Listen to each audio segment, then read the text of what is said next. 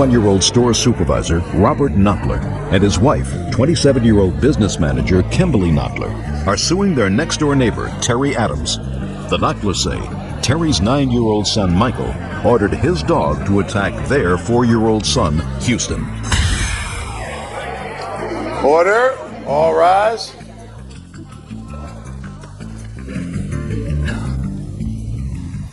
Your Honor, this is case number 570 in the matter of Knottler versus Adams. Parties have been sworn in, Judge. You may be seated. Thank you. Everybody have a seat. Mrs. Knottler, this is your 4-year-old. Yes.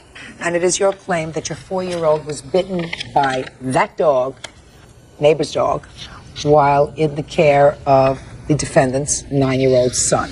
That's correct.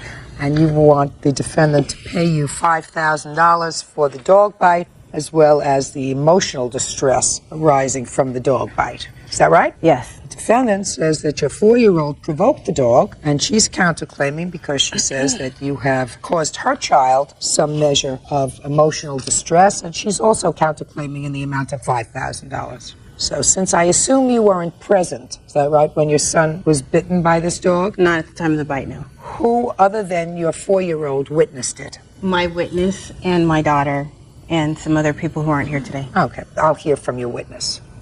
Would you step up, please? Tell me your name. Yvette Orozco Contreras. Are you a neighbor? Yes, I'm their neighbor. When did this incident occur? On the 11th of March. At what time of the day? I'd say about 4 o'clock in the afternoon. And were you outside when this happened? Yeah, I was in my driveway. Tell me what you saw. Well, I saw the kids playing outside. Michael was outside with his dog. Okay, this is Michael. Uh-huh. Michael was outside where with his dog? In the street in front of my house. In front of your house? Uh-huh. Okay. And he was just playing around with the dog. And then after a while, he just, I guess, was scaring the kids with the dog. How was he scaring the kids with the dog? He was telling the dog to say, sick him or get him. Okay. And how many children were around him? At that time, I'd say about 7. Was this little boy one of those children? Yes. What is his name? Houston. So Houston was there too. Was Houston riding his bike, or was Houston was riding his scooter. And where was he riding his scooter? Also in front of my house. In the street or on the sidewalk? On the street. We live in a cul-de-sac, so all the kids play right up on the cul-de-sac. So it was in the street, where the cars are? Yes. Okay. Who was supervising Houston? I was out there watching them. And other parents across the street were watching their kids too. What about Mrs. Knottler? Was she outside watching her son? No.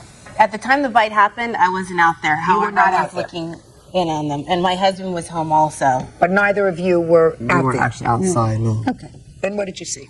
Well, after a while, I saw Michael let go of the dog. Michael let go of the dog. How did he do that? He just let go of the leash, and the dog jumped on Houston. Did you see him actually being bitten by the dog? I saw the dog do something. I wasn't so close to see the dog bite him, but I did see him do something. And then what did the dog do? I didn't pay attention to what the dog did.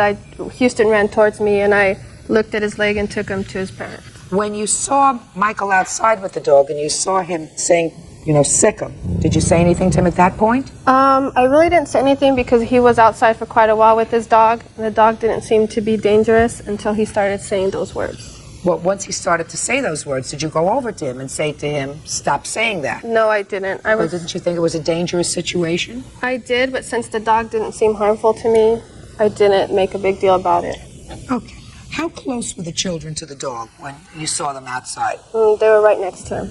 And did the dog seem friendly? Were they petting the dog? They were all riding their scooters, their skates, all that, and the dog was just in the midst of them. Okay, let's say you're this young man with his dog.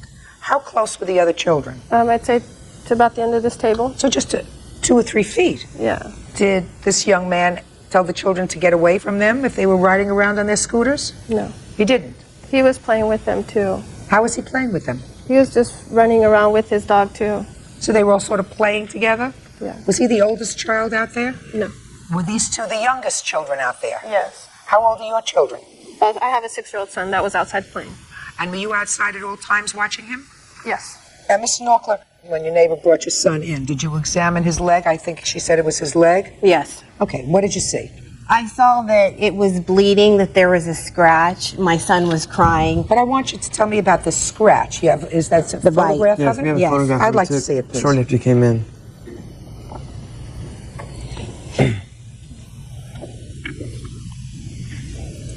Houston, Your Honor. Yes. I know you can't see very well from that picture, and we had cleaned up what blood there was, but as of now, a month later, he does have a scar on his ankle from that.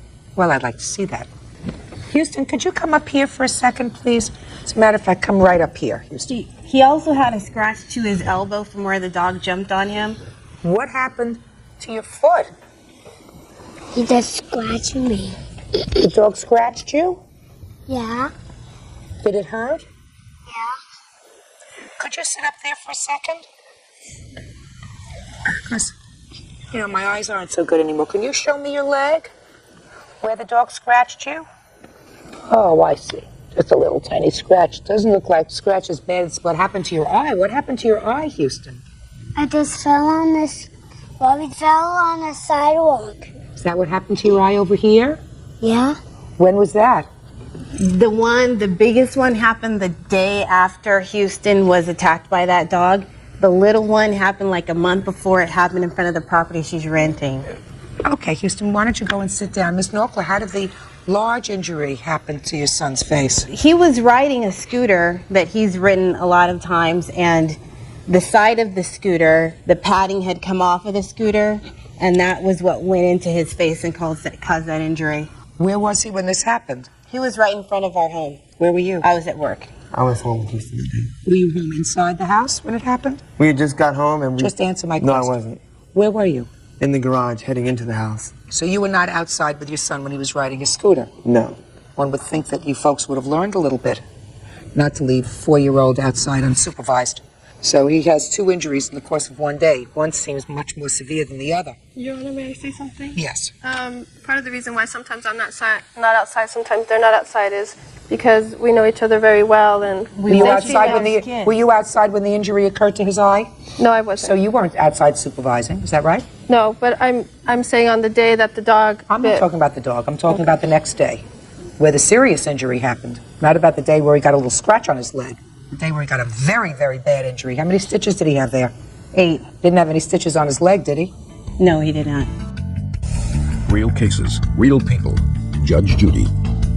Robert and Kimberly Knockler say their son, 4-year-old Houston, was attacked by their next-door neighbor's dog. Okay. Did you take him to the emergency room to take a look at that scratch on his leg? No, we didn't. So that you were not concerned that the dog required a tetanus shot or anything else? We knew that he had already had his tetanus shot and he was up to date because of the injury that happened to his eye in front of their property like a month before. So you're telling me that there was another injury that your son had while he was outside? He's had a total of 2 injuries that were accidents and 1 injury that was intentional. What was intentional? The dog bite. Dog bite was not intentional. I don't even know if it was a bite. I can't tell if it was a bite or a scratch. The dog was quarantined. Just listen to me. You can't tell whether that was a scratch. It looks like a scratch. It looks like a healed scratch. There are no tooth marks in there, nor do I see any in this photograph. So I don't know whether the dog scratched him or bit him. It seems to me if you believe that your dog is bitten, the first thing that you do is you take the child to an emergency room, and the emergency room makes an evaluation as to whether or not the child was bitten or scratched. There is, in fact, a difference. This is not a $5,000 injury, folks. It's intentional. He told that dog to sick my son. And she has admitted to that. Listen to me. That's not what she said. She said he was saying to the dog, sick him. There were a whole bunch of children around there. He is also an unsupervised, how old are you? 9. 9-year-old. Just like your son was an unsupervised 4-year-old. I mean, I read it in the paper. The defendant says that her son was, in fact, supervised. She says most of the time this time was different. It's always the times that are different that create a problem. Not. He's unsupervised a lot. He has harassed a lot of kids. Let me explain something to you. I'm looking at his face. He doesn't have the scars on his face that your son has from being outside, unsupervised, and injured twice on his face. I mean, this was an unfortunate incident. He did the wrong thing. There's no question he did the wrong thing. But what I gather here is there has become a vendetta because of that, and that is outrageous. You claim she says bad things about you. You claim that she says bad things about you, and you say that there's an intentional act on her part because her 9-year-old, who was outside playing with a bunch of kids, did a really stupid thing, and your son got scratched. No, ma'am. Yeah. Judge Sheindlin, I would state that it was an intentional act on his part when he was saying sick him. She has admitted to that. I don't believe that she wanted this to happen. So and then I why you- believe that he... He's 9 years old. Your son is 4. Yes. Right. You think he's My an adult? baby. What? That's hers. That's hers. And I don't have a problem with that. So then but why she would you left sue her? him- Then let me ask you a question. So then why would you sue her, your neighbor, over a scratch for $5,000? Why would you do that? My son came to the door. He was crying. He was bleeding. He told him, sick him. I already heard that. It's not what I'm asking you. Because of the intentional nature, because of the fact that it is very upsetting that somebody would tell a dog to sick a child. You're absolutely right. If an adult did it and the dog did it, you put him in jail. 9-year-old does it, they're not so smart. She knows that he has a habit of harassing other children in the neighborhood. Well, madam, if you know that that's true, then when your witness saw him outside with the dog and was standing outside supervising all these children, she should have said something like, I suggest you bring Houston and your daughter inside because he's outside with that dog and not doing the right thing. She wasn't concerned. She just told me they all seem to be playing. Isn't that right? They did all seem to be playing, but he was taking advantage of that. Then why didn't you stop him? Then why didn't you do anything? What kind of He doesn't supervision is listen. that? He does not listen. He's attempted to take Then my you daughter bring- to the pool when she Madam, cannot swim. then you bring your children inside and you speak to the mother later. The mother does not listen either. She knows her Listen. kid does this. I'm going to get to the counterclaim for a second because you ain't hearing me.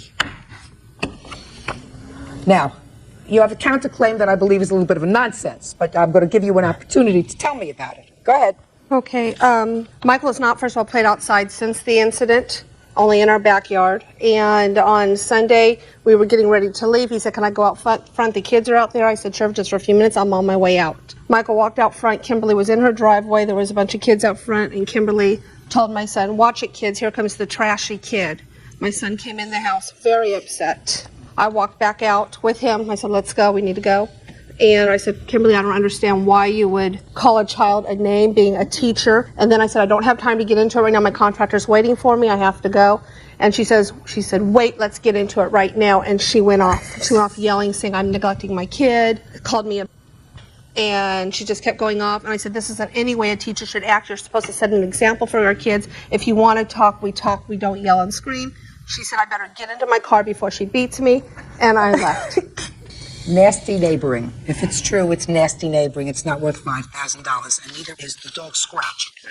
I do have some stuff I'd like to submit to the court, please. Go ahead. One regarding the police report, which is actually contradicting what Yvette's testimony is and what she told the police. She's being dishonest. That is a reinvention of history. I did not state those things to her. I did not call her child a name. That did not happen at all. What did you say? All I told my children to be careful. Really? I didn't say trashy. Just a second. And she called the cops to my home, 5 or 6 hours later? Can I read this, please? Please. Quiet. Yes, I'm sorry. Yeah. Well, let me tell you what the police said, Ms. Contreras, that you told them, and these quoted in the police report. I asked her if she heard Michael sick the dog on Houston, and she said no, he didn't intend for this to happen. I asked her what she meant, and she said Michael did not intend for this to happen. He was just playing around. I asked her if she was positive that this was an unintended event, and she said she was positive. Did you tell that to the police? I did. What I meant is that I don't think Michael did it on purpose. I don't think he really... Well, she says it's intentional, so that you don't agree with her. I think that No, just he a was second. trying to scare... So that you don't agree with her that it was an intentional act. Well, from the looks of it, it looked like he was just trying to scare them, and unfortunately the dog did something Well, to you him. told the police that he was just playing around. Well, yeah, he was playing around. Okay. And he, Playing around and a scratch don't add up to anything. Your Honor, our dog Trixie plays tag with the kids frequently, the one he is playing outside, which means when Michael runs with him, he jumps up and tags them, he licks them. He was playing tag with the other kids that day as well. Whatever. And If you have, the county... just listen to me. Okay. If you have a 9-year-old and a dog, and you acknowledge to me in your answer, madam, that your son is told not to take the dog outside if you're not home. Is that right? That is right. So he disobeyed you. Yes, he did.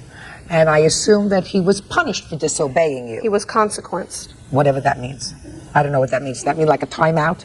No, that means he's been unable to play outside unsupervised at all. But that's what happens. You know, I don't think that this was an intentional act. And certainly if the child had been bitten and injured, the result here would have been different. Put your paper down. The result here would have been very different. I see no evidence that the child was bitten. I see evidence that the child had a scratch. as a result of this unfortunate horseplay, which was really your fault. Do you understand that? You understand that? Okay. If you hadn't disobeyed your mother and either stayed in the house or left the dog in the house, all of this wouldn't have happened, right? So you have to learn that you have to do the right thing, not the wrong thing. As far as your counterclaim is what? Okay. What? So far you're not losing. What are you complaining about? Well, I have more evidence on the counterclaim. She slandered us to CPS. She slandered us to the police department. Let me see the CPS report. This is actually the report from our therapist, and this is the CPS worker. She said Did you that call the Child report. Protective Services about her? It's in my answer. The date that this happened, they came to the door, my neighbor and the other person, and they said Houston was outside and that Michael had the dog bite Houston. I walked outside and I said to Michael immediately, Michael, go get your sister. She's not home. Michael, go get your mom. She's not home. Michael, are you alone? Yes. I called the police. Why did you call the police? I don't understand why you called the police. Your son had a scratch on his leg. Period. The reason I called Wait the until your police- neighbor gets home and discuss it with her. I don't know when my neighbor's gonna be home. Oh, madam, your case is dismissed. Listen to me.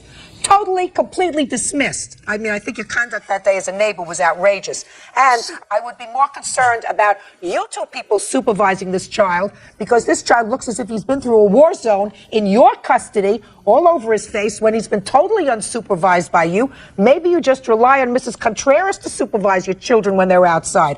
But he's 4 years old. And 4-year-old has had an accident on one day and a terrible accident on the next day and a month before an accident outside, and you're nowhere to be found. So I would be more concerned about you supervising your own child. Your son was scratched by the defendant's dog.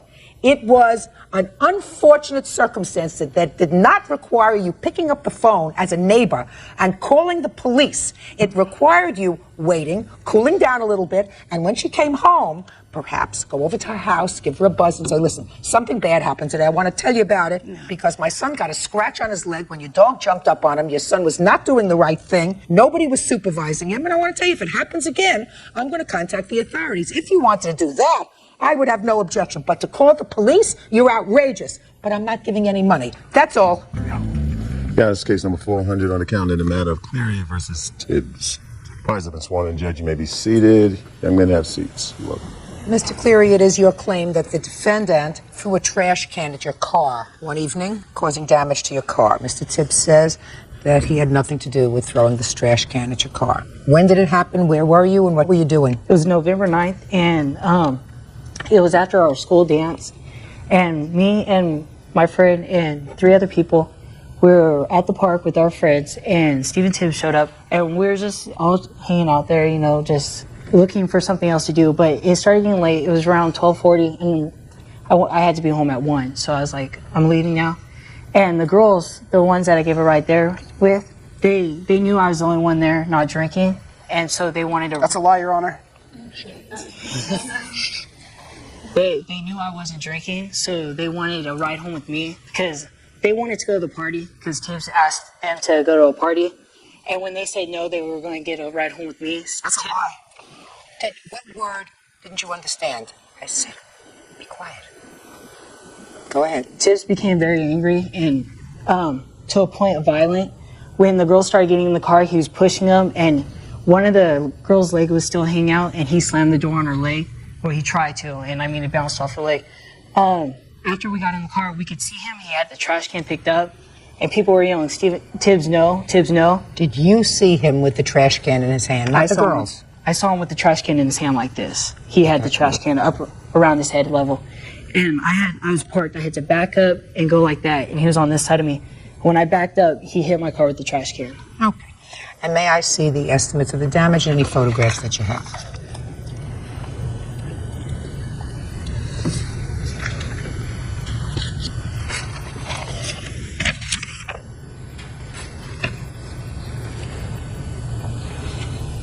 So the trash can didn't hit the top of the car, it hit the side of the car. Yeah, the rear right fender. All right, Mr. Tibbs, now hear your version of the event, sir. Okay. Now it's time to speak. All right. I have a little bit different story. First of all, I didn't throw the trash can at his car. Let's start from the beginning. You're out in the field at the park. Yeah, I'm at the park talking to girls, and I'm with my witness, Frank. I see Mike drive in. He drives in kind of crazy. His tires were screeching. He came from the dance. When he got out of his car, he was drinking beer. For the half hour we were there, I seen him drink 3 beers personally. He stumbled back into his car. He backed out, peeled out, and I watched him fishtail into the trash can. The damage was on the bottom right-hand side. I watched him hit the trash can. So you did not throw the trash can at his car? No, ma'am. Okay, do you have any witnesses here, sir? Right here. Step up. Tell me your name. Sean. Sean what? Blevins. Tell me what you saw. Well, when we got there... Look at me. Sorry. When we got there, we were talking with the girls. I want your eyes to stay fixed on mine. Yes, ma'am. Do you understand? Yes, ma'am. Good. Steven came after... Your eyes are moving around. Came like 5 to 10 minutes later, and he was drinking, had friends with him, and then we were going to leave, and he got mad at the girls because they didn't want to go to the party. So he started to become violent with the girls and started like pushing them around, okay, fine, then you, and stuff like that. And then we got in the car because Mike had to be home later on that night because he had something to do the next day. And we started backing up, and I heard people saying, Tibbs, no, Tibbs, no. And I looked out the back of the car because I was in the back seat, and he had a green garbage can in front of him, and like the driveway comes in right here, and there's like a little island type thing where you could park next to it, and the trash can was right here, and Mike was parked over here, and Tibbs and a whole bunch of other people were standing over here. And then we backed up, and we went to take off because we were giving the girls a ride home, and he threw the garbage can at the car. You saw him throw the garbage can at the car? Yes, Your Honor. Did you see it hit the car? Now, I want you to listen to me very carefully, because I've looked at the damage to the car. And I'm not saying he's not responsible for the damage. My question is, did you see the garbage can at that time hit the car as he threw it? Yes, Your Honor. Or did you see it hit the ground and then bounce up at the car? No, it hit the car. He was like this, and he threw it at the car, and like the corner of the garbage can, it hit the fender and it dented it, and then it fell down, and all the garbage and everything came out of it. Now I'll hear your witness. Your name, sir? Frank Ambrose.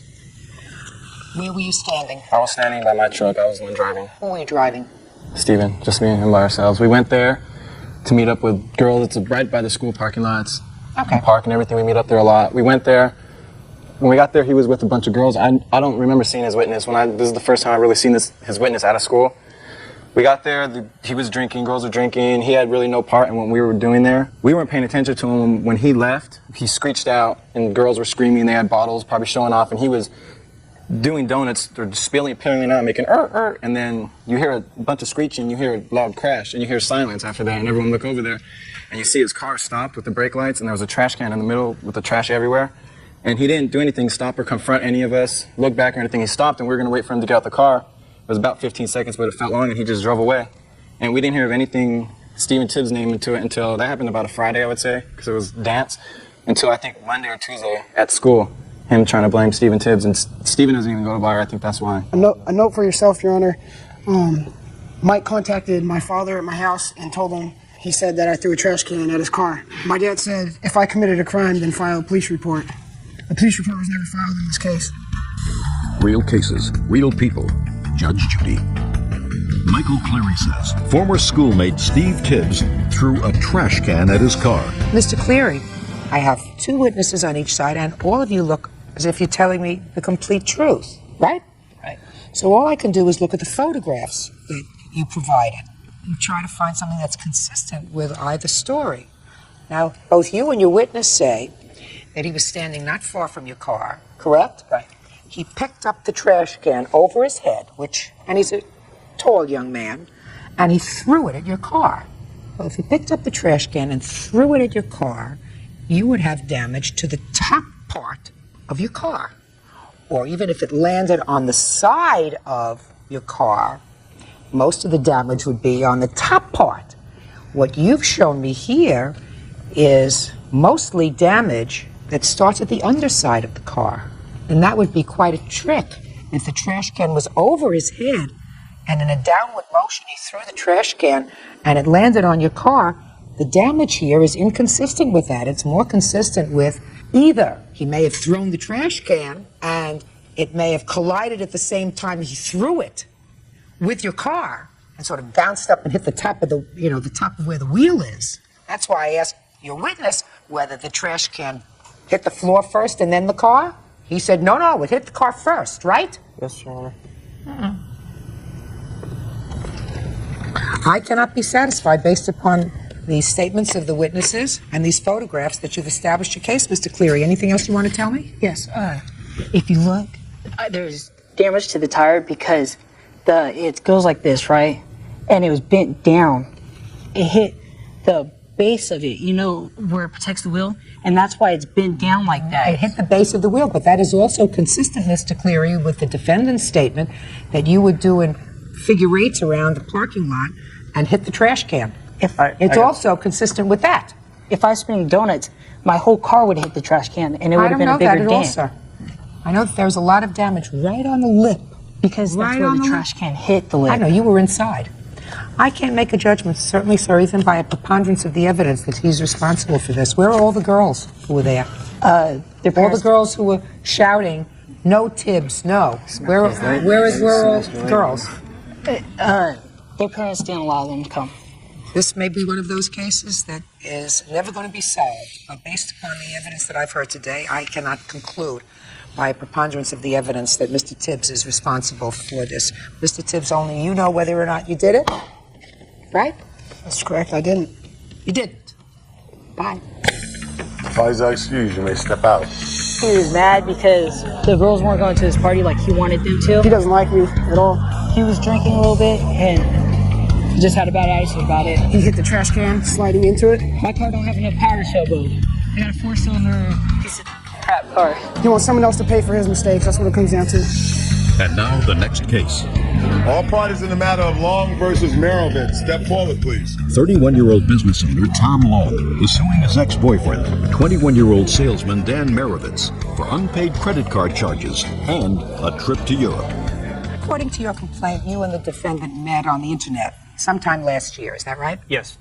And began a relationship that lasted for how long? About 8 months. Did you live together during that period? Most of it, yes. It is your claim that during the time that you lived together, you made certain loans to the defendant. Loans that were made by virtue of your credit card, Yes.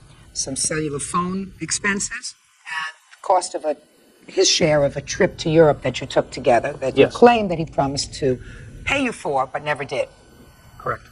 The defendant says that all of these expenses were gifts. While he acknowledges the expenses, that he made certain charges, he said that they were all gifts from you made during the course of a relationship. So that's where we're at.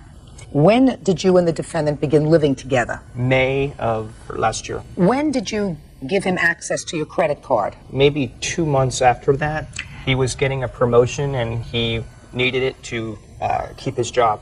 What do you mean he needed it to keep his job? With his promotion, he had more responsibility, he had to entertain, he had to travel, and without that, he probably wouldn't have been able to keep his job. Did you get him his own credit card or did you give him yours? It was basically a partner card off of my account with his name. So far, is it correct that you had a partner card of the plaintiffs starting in about July of 2000? Yeah. Now, when you got the bill, let's say in September, and you were still together in September of 2000, who paid his portion of the bill? As Dan would get company funds back to him on his expense checks, he would either write a check out to me or just reimburse me in one way or another with money. Is that correct? For the most part, yeah. What about October? Do the same thing? As he would be paid by his company, he would pay me back. So far, is that correct, sir? Voluntarily, yeah. I love him. You would pay him back. Right. Now, you separated according to this sometime in November? That sounds correct, yes. At the time you separated, what was the balance on his card? At that time, it was probably around... Don't give me a probably around. Courts don't deal with probably around. Where's the paperwork? Don't give me a whole lot of paperwork to look through. Make it easy for me. It's a quarterly expense report. It has everything. Just make a little check mark with regard to where his expenses These are were all- on his card. Every single one. It's just his side of it. It's not mine is or just not his- included. I thought I was going to get him to do this for me. Did you do a lot of traveling for your business, sir? Stayed at the Radisson in Sarasota. Good deal? All right? Yep. Okay. There is no question in my mind, based upon my examination of the defendant, that he treated this money as a loan. Despite the fact that he claims in his answer that it was a gift, he treated it as a loan because, according to him, he made payments. He made payments in September, he made payments in October. Isn't that what you just said to me? Well, even though you said voluntarily. Right. But none of it was an agreement throughout the month. Listen to me. Baloney. If you made payments, that is indicia that you treated your credit card as a second holder for your company expenses. Many of these, the most substantial of these, are company expenses. You treated them as a loan because you paid him back. There came a time when you stopped paying on the credit card. On what day did you stop paying on the credit card, sir? I think when I left, when it was split. Why? Tom gave these things to me. I voluntarily gave him the checks on a month-to-month basis. All right, let me ask you this question, Mr. Meyerowitz. Yes, ma'am. Do you honestly believe that Mr. Long, had you not paid him back as you got these checks for reimbursement from your company, would have continued to allow you to use the credit card? I don't know. I don't know. Yeah. There were many Well, why would you think, Mr. Meyerowitz, not only were you getting substantial monies back from your company, you expect him to pay the bill and you get reimbursed and you put the money in your pocket so that you get extra money. Is that what you're telling me? And that the money that he advanced you on his credit card, sort of like additional salary to you. Right. Is that what you're claiming? Is that what you're claiming? I just want to know your position. That he was giving you this money and he was saying to you, you can keep the checks that you get from the company to cover your cell phone and your hotels and your meals and your client entertaining. You keep that because I want you to have that extra money. That's what your position is. Right. I'm not. I'm getting too old for this. Wrong. All right, now let's deal with the trip to Europe. Let me hear about the trip to Europe. Well, I had a lot of Sky Miles points, and I had told Dan if he paid $500 worth of the entire trip, I would pay for everything else. And he paid about $100. When did he pay the $100 towards the trip? Probably on his own credit card when he was paying for a dinner or something. You mean on your credit card? No, actually on his own this time. Oh, it's hard to use your own when you have somebody else. I didn't even have my own. Whatever. Well, what expenses did you actually incur for him in Europe? You used your points to get there. I have that right here for you.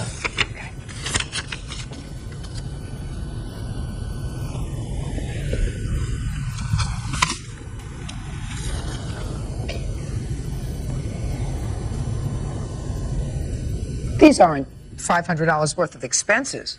There was also cash involved. I mean, we're talking about a couple of meals, $31, $7.47, $9.99. Well, it doesn't cost $500 to fly to Europe. It costs considerably more. You used your points. But I had to pay for some of it also. Where is I that? only had so many points. Where? Show me where. I don't have that right now. Well, now is the time to have it. We don't have it later. Later is no good. We can't do approximates, okay? So I am deducting that from your total claim, leaving a balance of $2,439. Actually, I have checks which are on a canceled account, and I also have... So what does that have to do with anything? I am awarding you everything except the travel expenses. So what difference does it make if you've got canceled checks? I do not believe, Mr. Meyerowitz, because it actually that this cost was me $2,800 and whatever the $330, or it cost me that amount of money. I just looked at this. This doesn't come to $400. And even if it did come to $400, the expenses for going out to eat, etc., have to be cut in half because you ate too. I assume you didn't Correct. say you go eat and I'm going to go eat. Don't That push was your luck, really a Mr. cheap Long. trip to Europe. He is responsible for all of his expenses that he made on the credit card. I find that they were not gifts. I find that his payments were not voluntary. I find that he agreed to pay you for those, and that he did in fact pay you for some until the relationship terminated. So I am awarding you that part of your claim, which is $2,439. I am not awarding you the money for the trip. Judgment for the plaintiff. That's all. This is case number 377 on the calendar, the matter of Nichols versus Kirk. President sworn in, judge, you may be seated. Sir, have a seat, please. Miss Nichols, it is your claim that the defendant, who was your roommate for about 10 months, owes you for 10 months' rent and utility bills. Miss Kirk says that she had a unique arrangement with you, which was that just her being there was enough and she owes you nothing. Is that right? No. I assume you signed the lease? Not in the presence of anyone that should have been there at the time, Your Honor. Did you sign a lease? Yes, Your Honor, I did. How did you know each other when you signed the lease? We were friends. Just friends? Yes. All right, how did you first discuss with the defendant moving in together? Well, she came to me and was, looking for a place, and she wanted to be closer to work, and we went looking out for an apartment together. Okay, and you found an apartment? Yes. Did you both sign the lease on the apartment? Yes, ma'am, and I have documentation of that. Can I see it, please?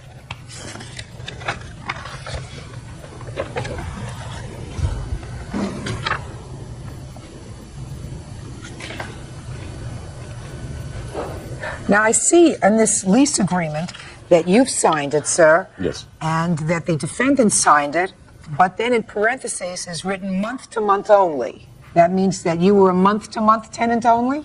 We came into a year's Yes, lease, Your Honor. and the way the lease was set up, it was basically set up for month to month, but written for a year. No.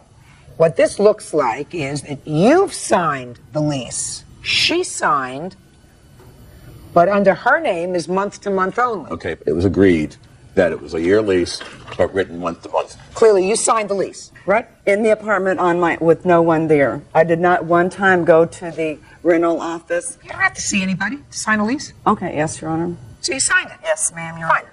I did, on my own time. I don't care if you It was signed. signed it upside down on Mars. Yes. You signed the lease. Yes, Your Honor. And what was the arrangement, according to you, with regard to payment of the rent? The rent was supposed to be, as well as the security deposit, split 50-50 straight down the middle. Did Miss Kirk give you the security deposit? No, Your Honor, she did not. And you moved in anyway? Yes, And according to you, for the entire time she lived there, she paid no rent. correct. So what'd you let her stay there for? She did a few things around the apartment for me. Like what? Cooking, cleaning, and just being a friend. So you were satisfied with that arrangement? It was understood that she would eventually be paying me, but Well, how was that understanding reached, Mr. Nichols?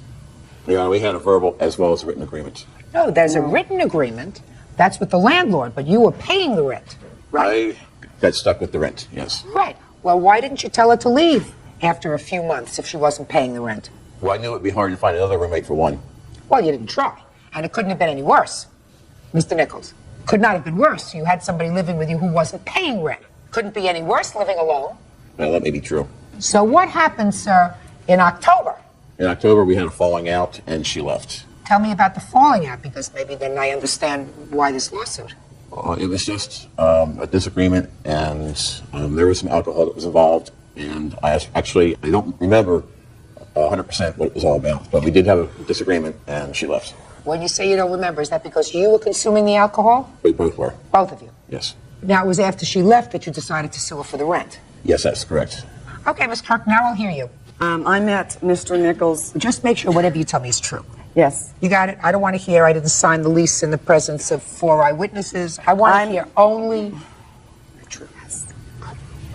I met Mr. Nichols at a time I was very vulnerable because I was still in the process of drinking voluntarily. Mr. Nichols offered me a place to stay without signing any agreement financial-wise. He never wanted any money. I tried to offer him money, and February 5th of 2001, I did give him a money order for $300. So you gave him a money order for... I have proof. $300. Now, what was that for? I felt bad. I felt guilty because he never wanted any money. I tried to give him money. And so, in a way, maybe to make me feel better, that's what he wanted was money. So I wanted to show him that, yes, I could pay my own way. Just a minute. When you said you gave him $300 because you said he wanted money. I felt he wanted money, but he never... What made you think that he wanted money? He had said something to the fact that he was not getting enough hours at his work, and I was trying to help and give him this money order on my own. Fine. Any other money exchanged after February? No, Your Honor. Did Mr. Nichols ever bring up the issue of rent to you No, after Your February? Honor. No, Your Honor. Okay, so what happened in October that caused you to leave? October 20th, I believe it was a Saturday evening. We were both drinking. I drink a beer. Yes, it is alcohol. But up until that time, Mr. Nichols had been consuming hard liquor, is what I call Jack Daniels Wild Turkey. I was sitting at the dining room table, happened to get up to proceed to the kitchen area. Mr. Nichols was standing right here and grabbed me by both of my arms, tried to pull me forward. This is only one occasion, but this is the main occasion incident that should be brought out. He has before, in the past, tried to grab me and make me kiss him, make me give him a hug, make me tell him that I would love him or I love him, that I would stay with him. And it was made clear from the beginning that it was only a platonic relationship. Okay. Now, on the 20th of October, he made an advance towards you. Physically, yes. And you left. He made physically advances towards me, tried to push me down on the floor. Mentally, I believed where I knew that was going to go to. I got up, grabbed the phone, called 911. The phone did go through. Evidently, whoever was on the other end heard what was going on. I got up, still had the phone. Mr. Nichols grabbed the phone, evidently pushed off. I ran into my room, locked the door. The next thing I knew, the police were at the door knocking. I ran, went out of my room, ran to open the door, and there's police. And explained to both of them. Were you taken into custody at that time? No. You were not? No. Okay. Were you taken into custody subsequent to the 20th of October? No. No. Okay. But you left shortly thereafter? 2 days, 2 mornings after. Judge Judy will continue. Real cases, real people. Judge Judy. Daryl Nichols says ex-roommate Joyce Kirk owes for 10 months of rent.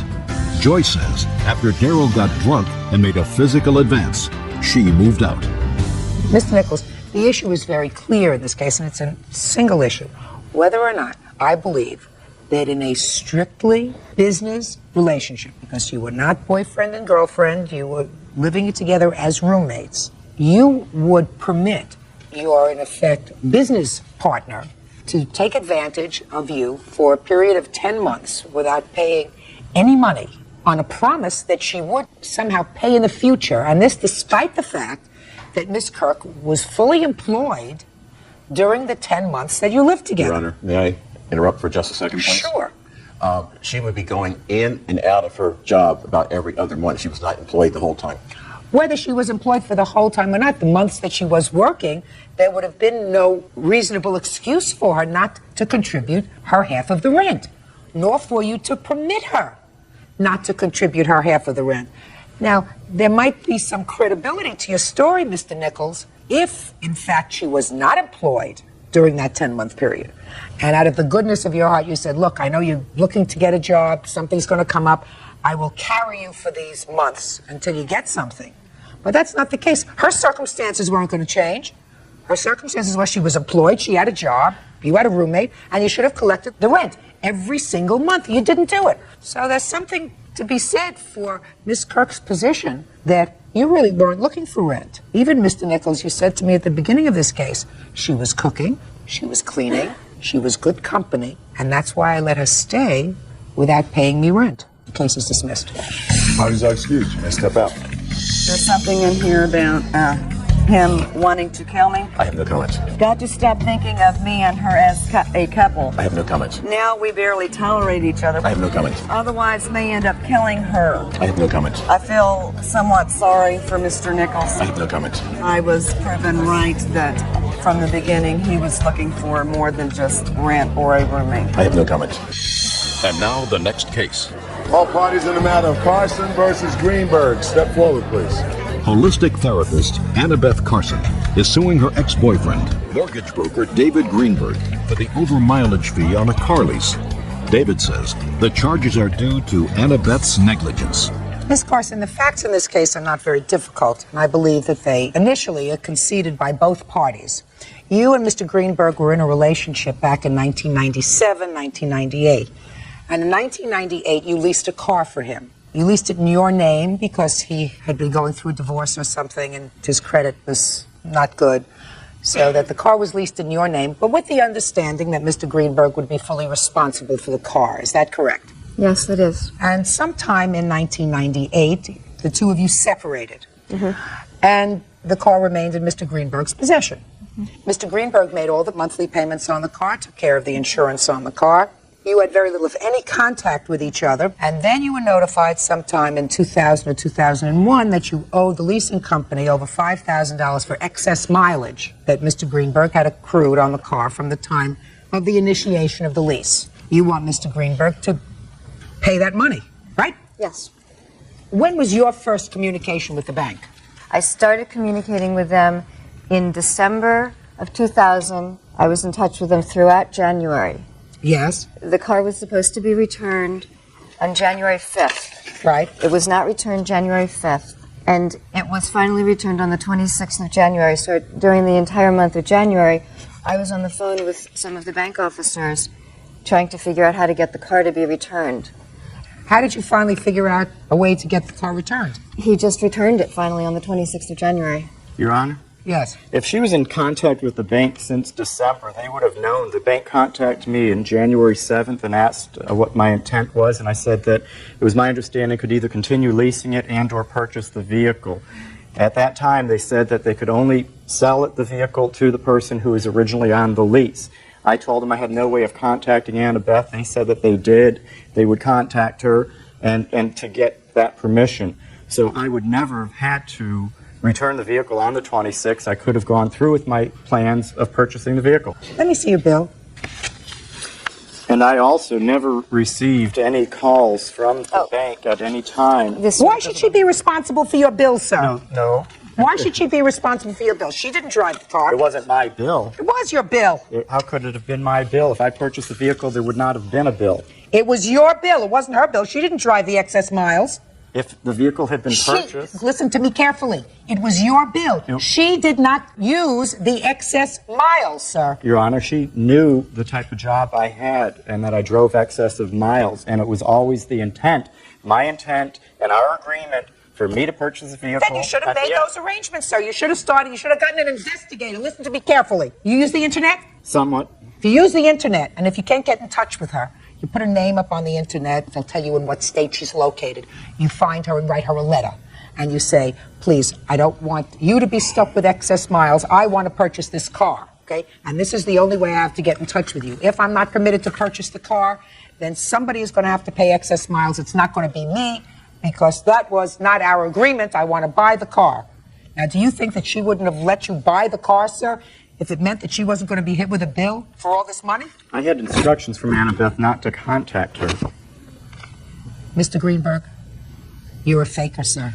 This... You're a faker, sir. Absolutely not. You're a faker, sir.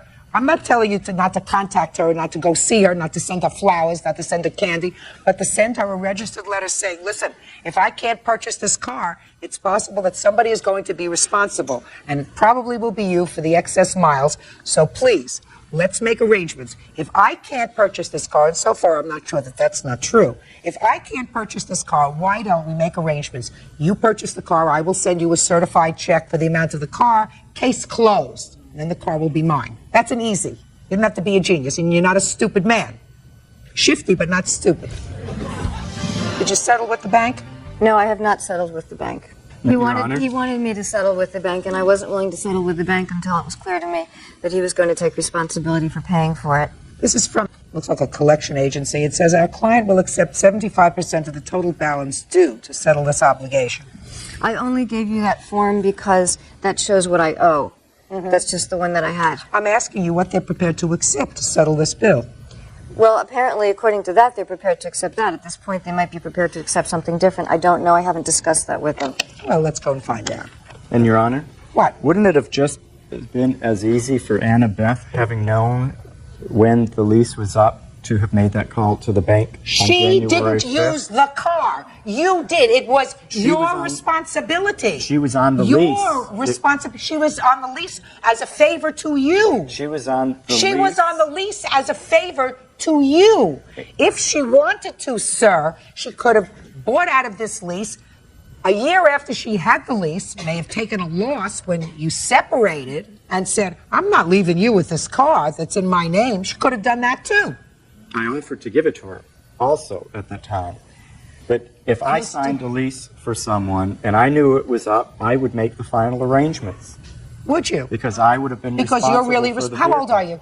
49. Sir, you were 49, so you were 44 or 45 when somebody else had to assume the responsibility for leasing a car for you because you were so irresponsible in your personal or financial life that you had no credit to buy or lease a car. So don't suggest to me that you are so responsible that you would have taken over the obligation of doing what you were supposed to do because at age 45 you weren't able to do that when you needed a car to get to work. Now, let's find out from the bank what they're prepared to settle for.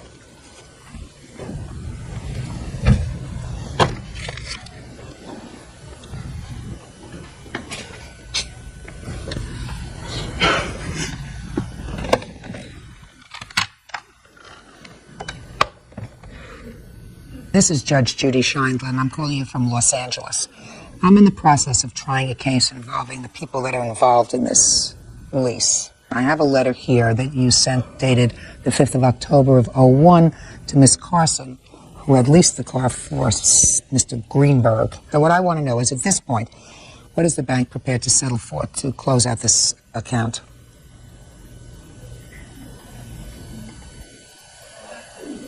$41,25.79.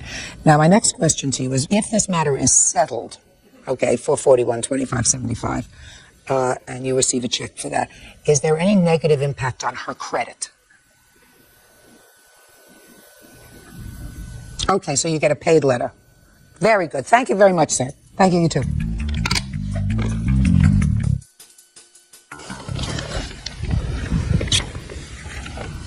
All right. I've had an opportunity to speak to this FMA Alliance Limited, who were really merely a collection agency. The gentleman was very cooperative. The amount due as of today is not $55,3807. They're prepared to resolve this matter for $41,25.75 with a check made payable directly to them from, of course, the defendant. So judgment for the plaintiff in that amount, $4,125.75 with a check being made payable directly to the company. Thank you. That's all. It's case number 554 on the calendar in the matter of Frawley versus Shapiro. Parties have been sworn in, Judge. You may be seated. Mr. and Mrs. Frawley, you and Mrs. Shapiro are next-door neighbors, I assume. Is that right? That's correct. According to your complaint, Mr. and Mrs. Frawley, the defendant's gardener caused some damage to a cover of a trailer that was on your property. Correct. And you want the defendant to pay for the damage to that cover.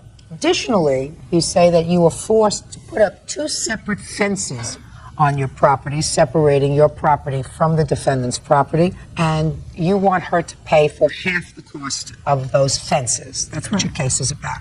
The defendant has a cross-complaint that you maliciously cut down a branch of a tree that was very precious to her, and she says that you have been harassing her, so she has a counterclaim. So this sounds like a very untenable situation for people to be in, neighbors who don't get along. So let's hear about the problem with this tarp cover that was covering your trailer. Well, on December 18th of last year, my wife and I returned home from work and noticed our travel trailer cover had sustained damage. We noticed or examined actually the height and the pattern of the damage and concluded that it was caused by the exhaust of a gardener's leaf blower. It had burned like a 4-foot-long hole across the cover. You could tell that it was a burn mark. Let me see. You have pictures of it, I assume? Yes, sure.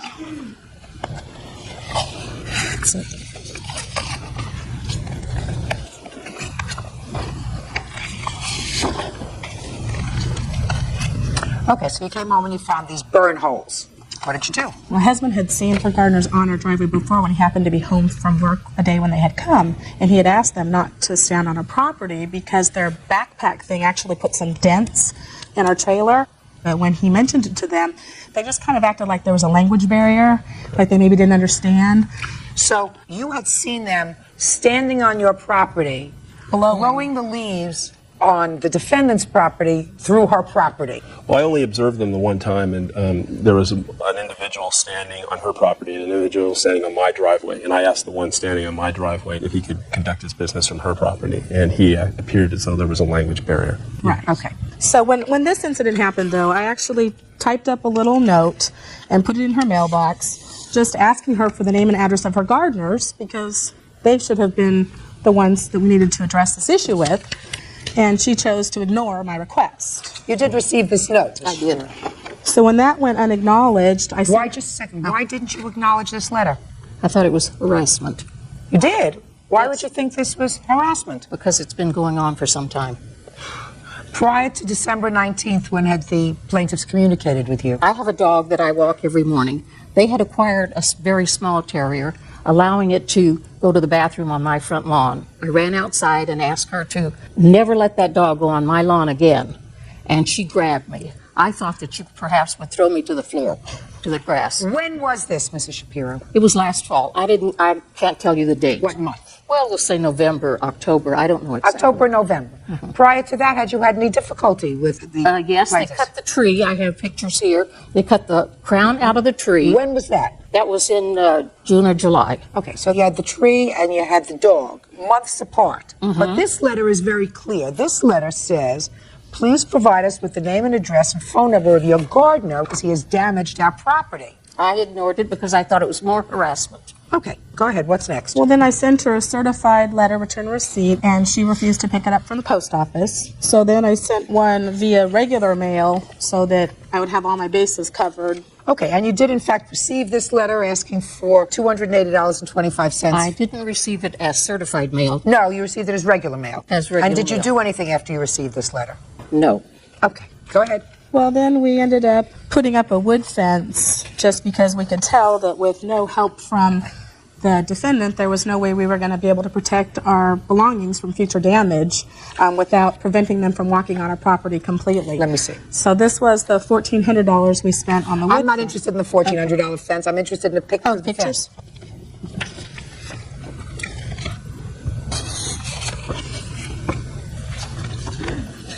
Okay, so now you have a fence up, so there's no more problem with the gardener. Correct. Good. That saves a lot of trouble. Nice fence. She's not going to pay for it. Put it up, you pay for it. Okay. What's next? We ended up having to put up a chain link fence to protect the rest of our property because there was an incident where some stuff was stolen from the side of our house. You don't think Mrs. Shapiro did? No, I know she didn't do Of course. So you put up another fence, and you also want her to pay for half of that fence. Correct. But that's not going to happen. Okay. Now I'll hear you, Mrs. Shapiro, with regard to these holes that were clearly burn marks. Did you discuss it with your gardeners? I did discuss it with my gardener. I don't see my gardener. They come when I'm at work. Well, then you have to be responsible for it. If you didn't make an inquiry to your gardener as to what happened, they have reason to at least believe, based upon what they had previously observed and based upon the burn marks that are in their tarp, that it happened as a result of leaf blowing and the hot exhaust coming out of the back of these machines. They asked you, please find out what happened. You clearly responded to them, I'm not doing anything. If you refuse to give them the information, they have no recourse but to sue you. Now I want to get to this tree business, because that's really what I consider the gravamen of your countersuit, which is that they cut down a tree that was on your property. Well, let me hear about it. They didn't cut it down, Your Honor. They cut the crown out of the tree. That's the center part of the tree that grows the highest. It's a specimen tree. It's full grown. It was given to me by my nephew shortly after I moved into the house. This nephew is a very precious person, was a very precious person to me. He was dying of cancer, and he said to me, Aunt Jeanette, every time you go look out your front door, you'll remember me. And so to me, it became a symbol of a tree of life. Well, let me see what they did, Ms. Shapiro. This, the pictures, Your Honor, were taken on the early part of March after I received the summons to appear. The damage was done in June or July of last year. What was the tree hanging over their property? Some of the tree did hang over the property, but not that part of the tree. We didn't trim anything that wasn't hanging over our property, Your Honor. Why would we trim the crown of her tree? That doesn't make any sense. Real cases, real people. Judge Judy. Karen and Brett Frawley claim their vehicle cover was ruined by neighbor Jeanette Shapiro's gardeners. Jeanette claims the Frawleys mutilated her tree. Go ahead. It was a full tree, and now it is in a V. It was even more drastically cut when it was first done. It's had 6 months. Well, it grew back. Yes, but the crown is gone. You can see that the may V be, there. but if the crown was hanging over their property, It was not well, I hanging. can't tell that.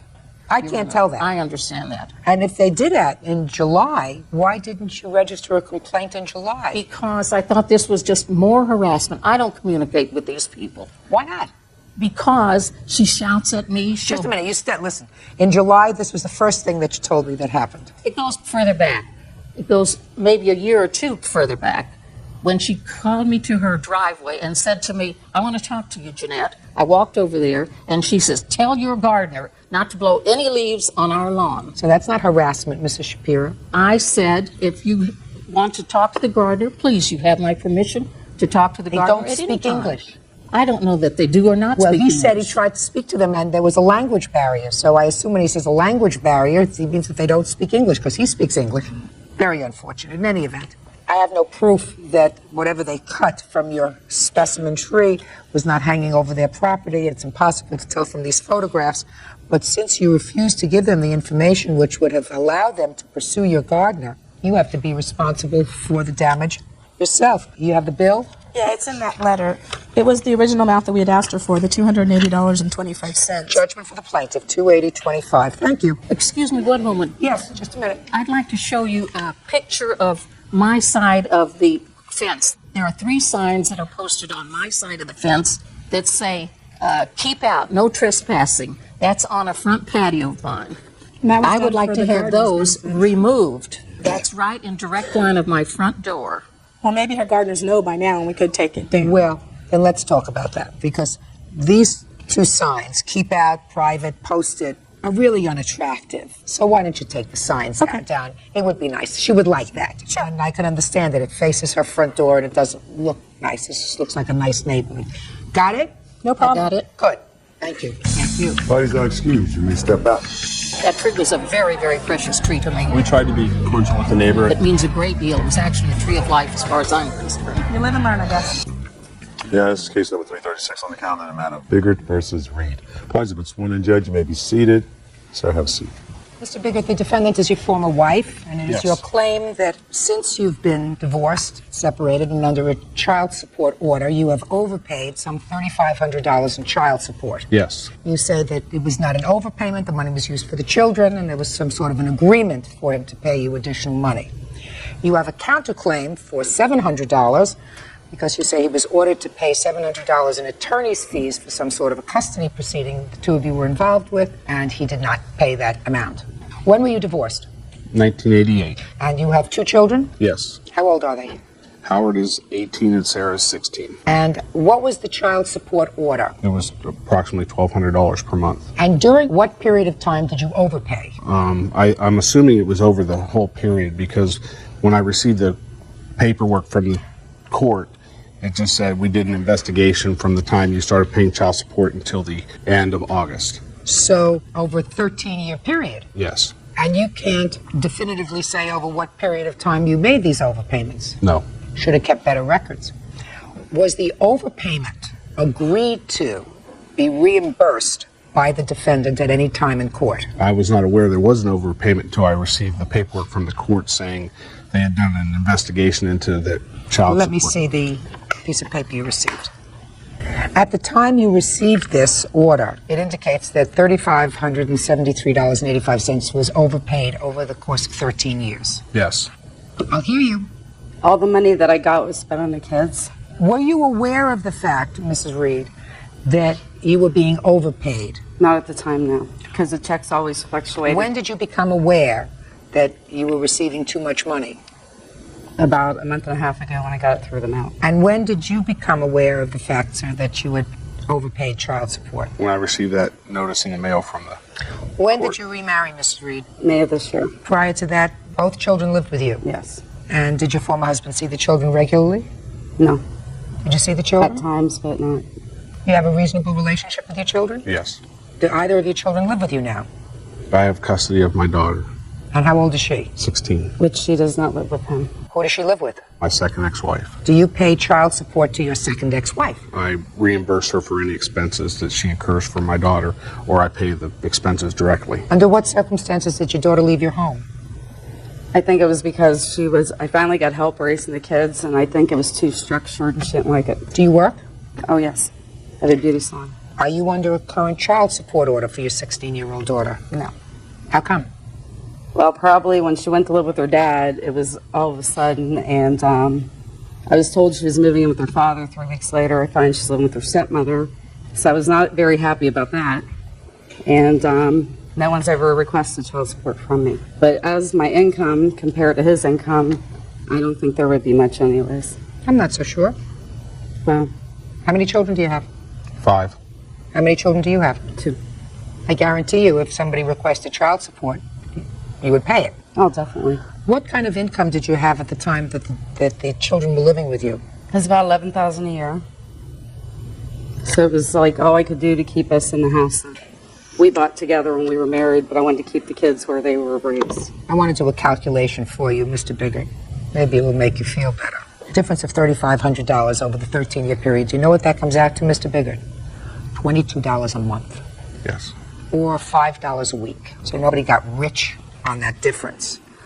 And quite frankly, I don't feel justified in saying to the defendant, who really didn't know that she had received an overpayment, now you have to come up with $3,500, unless you can tell me that you don't think that she spent that $5 a week, at least in part, on the children. Well, I think, Your Honor, that she's probably spent more than that, and I spent more than that over that 13-year period myself. Right. That's a good thing. Okay. You want to tell me about this counterclaim that you have? Yes, I've got information that he was to pay for our son being custody changed last year. It was ordered that he pay me the amount of $900. $900 for what? The attorney fees for the custody. What happened with that custody proceeding? Well, actually, my son came back to live with us, with LG and I, and the $900 attorney fees, it says here, was to be paid to me to pay my lawyer. And so far, Herb's paid $200 of it, and said he would pay me, or if I paid the other $700, he would deduct it from the $3,500 that I owed, and he would only be suing me for the $2,800. And I just didn't feel that was correct. What did you when feel the was court correct? ordered, because I have a court order here stating that he's to pay it. You have a court order that he was to pay $900 for your attorney, and he's got a court order that says that he's supposed to pay so much for child support. He overpaid you in child support. You want me to give more recognition to your order than to his? No. So why should he pay you a penny? Real cases, real people. Judge Judy. Herbert Biggert says ex-wife Kim Reed owes for the return of child support. Herbert claims he overpaid and Kim kept the money. Go ahead. This was supposed to be paid back in January, and it was not paid. I understand. Well, that's your counterclaim. He's what? You're on, if I might. You said yourself we were talking about $5 a week over 13 years. Right. But it accumulates to $3,500. Exactly. Right. This court order was basically after the fact as far as paying the attorney fees from a change of custody. Mm-hmm. That's why the countersuit. When was the order? January 9th, 2001. Okay. No, he was still paying child support in January of 2001, sir. Yes. He was still overpaying child support in January of 2001. But we didn't know until now. I understand that. But for you to suggest that I'm going, or anyone would order him to pay you $700 or $900 for your attorney's fees when you have collected $3,500 in excess of this child support award, even over 13 years, is ludicrous. It's ludicrous. Especially, Miss Reed, since, and I don't know all of the facts, but you have a 16-year-old for whom you are paying zero support. Because I was never ordered yet. If a man, Miss Reed, if a man said that to me in court, I don't have to pay child support because I was never ordered to pay it, I would wipe up the floor with them. You don't have to be ordered to pay support for a minor child. That's your obligation. That's your obligation as a parent. But I do not have the funds that he has. It doesn't make any difference. If my daughter needs something, I do go get her and No. You don't have to have the same funds that he has. Child support obligations are supposed to be fair. And you have perhaps less funds than he does, and he has more obligations than you do. You have yourself and your husband, and he's got himself, and he has at least 4 children that he's supporting. One is emancipated, but he has 4 children for whom he pays support, including your daughter, who is no longer living with you. So you should be paying something to his ex-wife every month? To his ex-wife, I would. Well, then you should be, and you don't have to wait for a court order to do that. Well, see, I never understood how all this went. When I had both my children, he paid me. When he had Howard, or one of my children, and I had the other, it just got cut in half, and I didn't have to pay for Howard, so I didn't understand that I really should have to pay for her. And knowing that, I had no problem. I just didn't know. Just a minute. I mean, I just want you to think about this. Howard went to live with his father, so he paid you half of what he had been paying. Right. Why should he pay you anything? I don't Why know how should he the pay you system anything? works. Now, you have one child, he has one child, and you each support the one child that you have in your custody. You think it's sort of fair that his child support order was cut in half. To me, you have far fewer obligations, you have a working mate, and if one child is living with you and one child is living with him, then what you do is you each take care of the child that's living with you. We shouldn't have to pay you a penny. That's fair. I try to be a fair person. In any event, Mr. Biggard, while I am minorly sympathetic with your position, truth of the matter is, if you never got this piece of paper from child support enforcement, you would not have known that you had overpaid over the course of 13 years an additional $5 a week. Correct? Yes. You would have been able to sleep easier. Yes. Right? Not a big deal. On the other hand, because the money went for your kids. There's no question that if she had an extra $5 a week, she didn't go out and buy herself a sable coat. That be a fair statement? Yes. All right. On the other hand, it is the height of chutzpah. You know chutzpah? I know it's. To suggest that I'm going to give you any part of your counterclaim after you have been enriched over the course of 13 years, the amount of $3,500. So your counterclaim is dismissed, your lawsuit is dismissed. Go, be nice parents to your children, don't fight anymore, and try to be happy. Thank you. Parties are excused. You may step out. Thank you.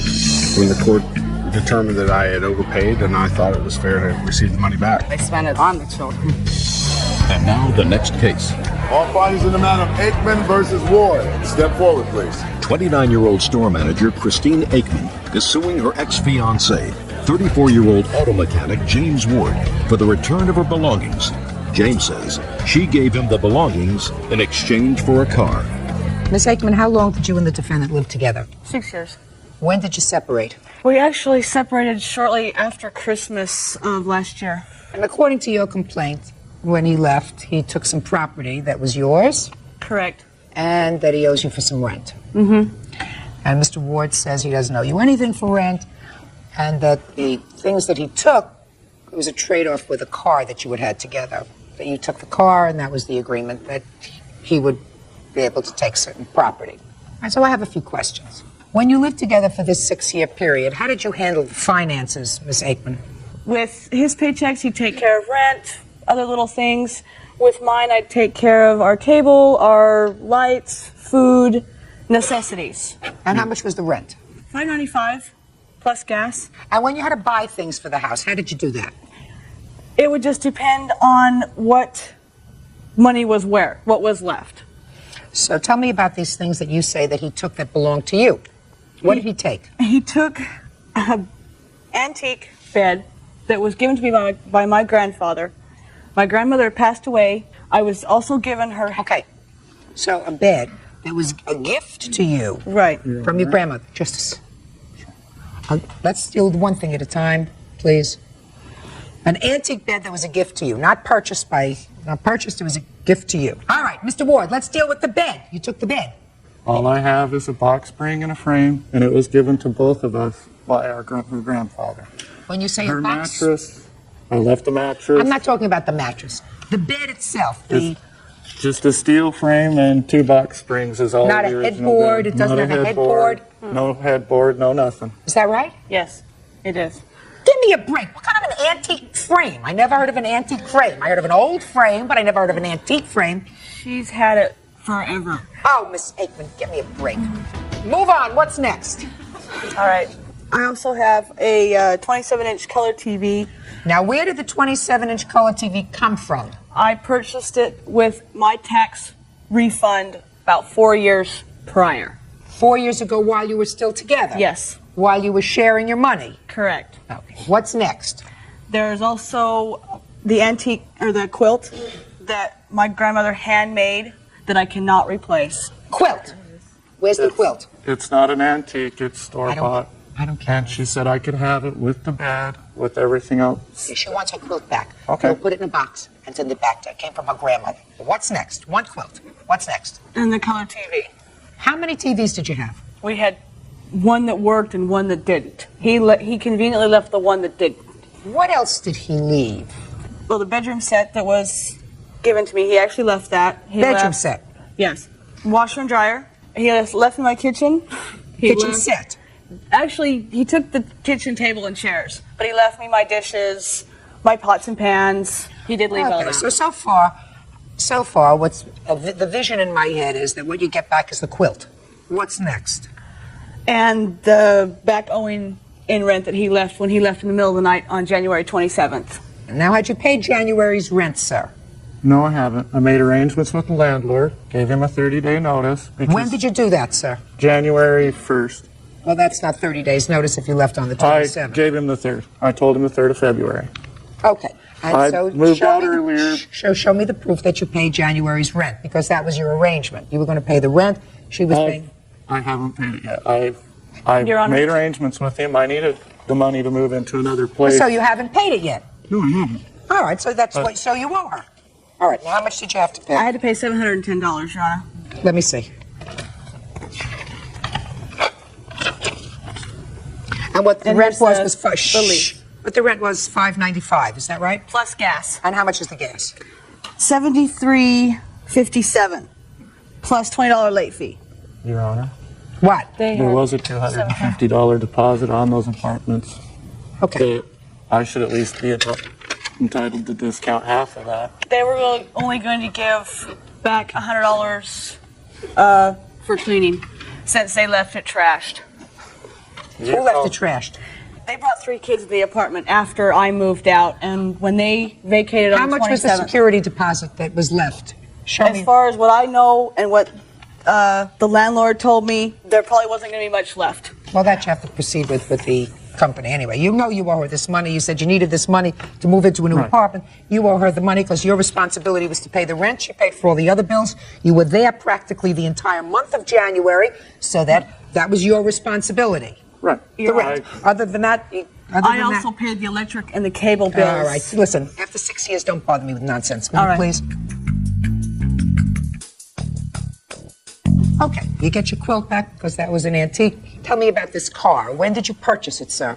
In 1999, we got it financed. And you both paid for that car? Yes, we did. Is that right? And you now have the car? I do. Because I was the only one that was licensed and insured on that car. Doesn't make any difference, but you both paid for it and you have the car. Right. Okay. Because when I took my name off the leasing, they gave him 10 days to get a driver's license and insurance. Your Honor, that's totally I'm false. not listening. Did I look at you to speak? No. I was the only one insured. I don't care. What I'm saying to you is, let's be fair about this. You had a car that you drove as a couple for 2 years. Correct. You each paid a portion of what it took to maintain that car and to pay it off to finance it. Correct. Is that right? I'm still paying it off. Yeah. Well, that's fine, but during the time you were both paying for it. Correct. You now have the car. You're getting the benefit of some of his payments for the car. Is that right? That's right. So why should he give you the last month's rent?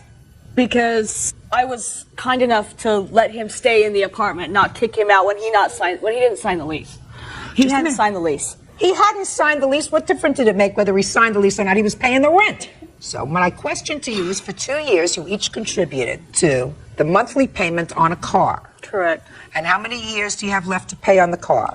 November, I believe, of this year, it will be paid off. Fine. So now you have a car to which he contributed over the course of 2 years. Is that right? Correct. So you get nothing for rent. Goodbye. Have a good life. Have a happy life. Have a safe trip home. This case number 378 on the calendar in the matter of Nelson versus Perry. Has been sworn in, Judge. You may be seated. Ladies, have seats, please. Mr. and Mrs. Nelson, the defendant is your former son-in-law. Yes. Married to your daughter. Is this Yes, your daughter? They were divorced and they have children. Yes, How many ma'am. children do they have? 4. Your lawsuit claims that, pursuant to the judgment of divorce, your son-in-law was court-ordered to pay 60% of, among other things, child care costs for the Yes, ma'am. children, so that your daughter could work. Yes, ma'am. And that it was decided that you would be the child care providers for the children? Yes, ma'am. And that your son-in-law owes you for child care. Your daughter works off her 40% of the child care by working in your family business. Yes, ma'am. Okay. Son-in-law says the choice of child care provider was unilaterally taken away from him. And I'll get to his defense in a moment.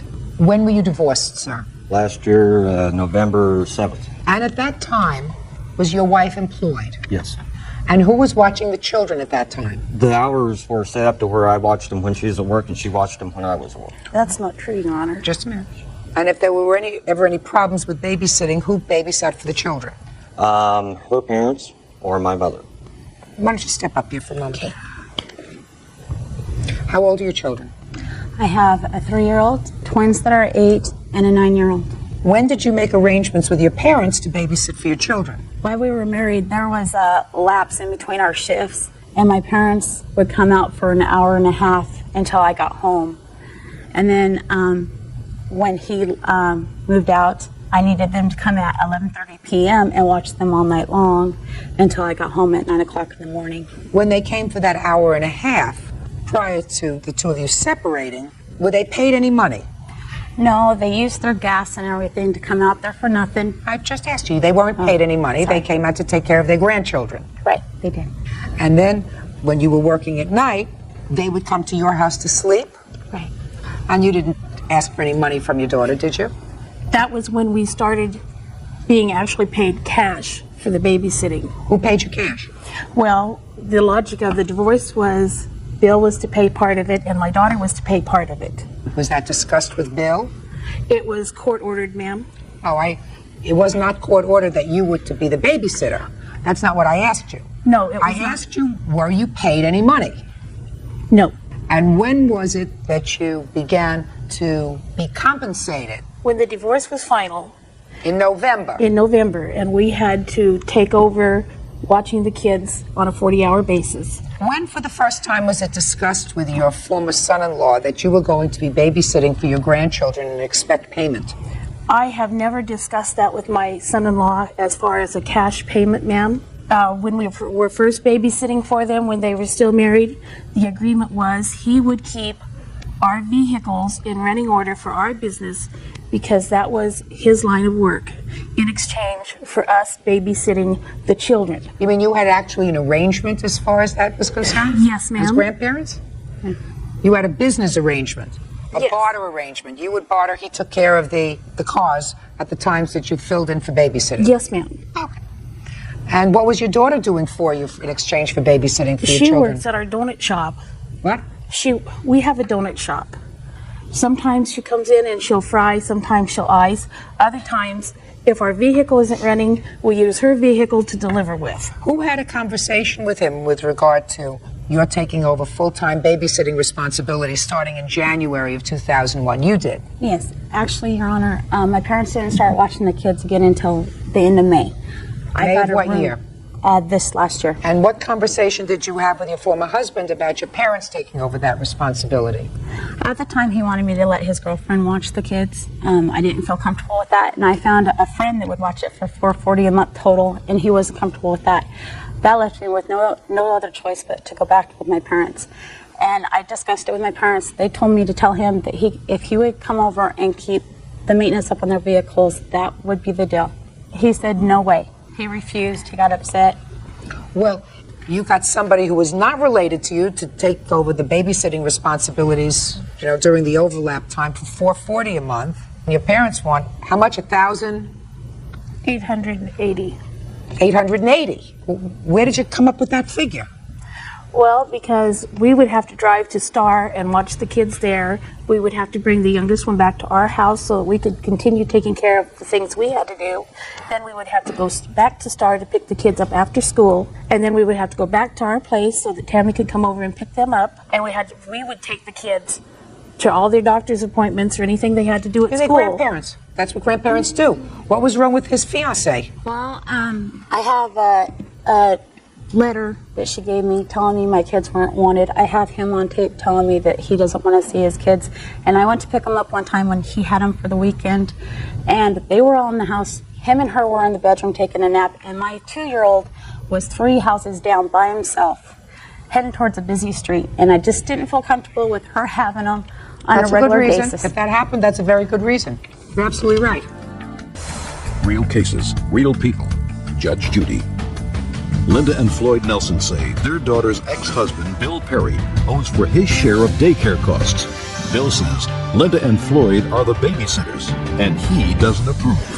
Now, what was wrong, Mr. Perry, with this friend that she got to watch the children for $440 a month? I do not know these people, Your Honor. You may not know them. Did you say to her, I'd like to meet them?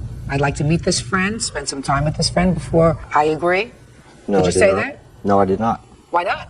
At the time, I had my fiance, which was willing to watch them. That's not a good idea.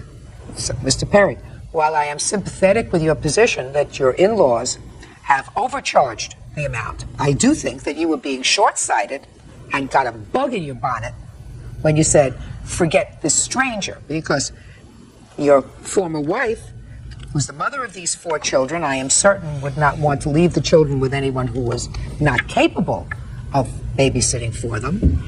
And just because you say, well, I have somebody who's going to do it for a lot less. My girlfriend. Your Honor? Your Honor? Yeah, I'm waiting. I never claimed to not want to pay the person she has talked about. Mm-hmm. If I would have received a bill in the mail, I would have sent my money to them. I said I had somebody else that could babysit my girlfriend. Correct. Listen to me, Mr. Perry. Put your hands down. Listen to me, Mr. Perry.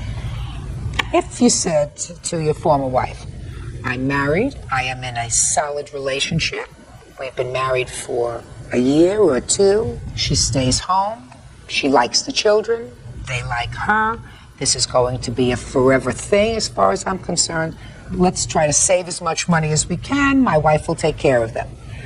I assume that your marriage to your former wife was your first one, is that right? Correct.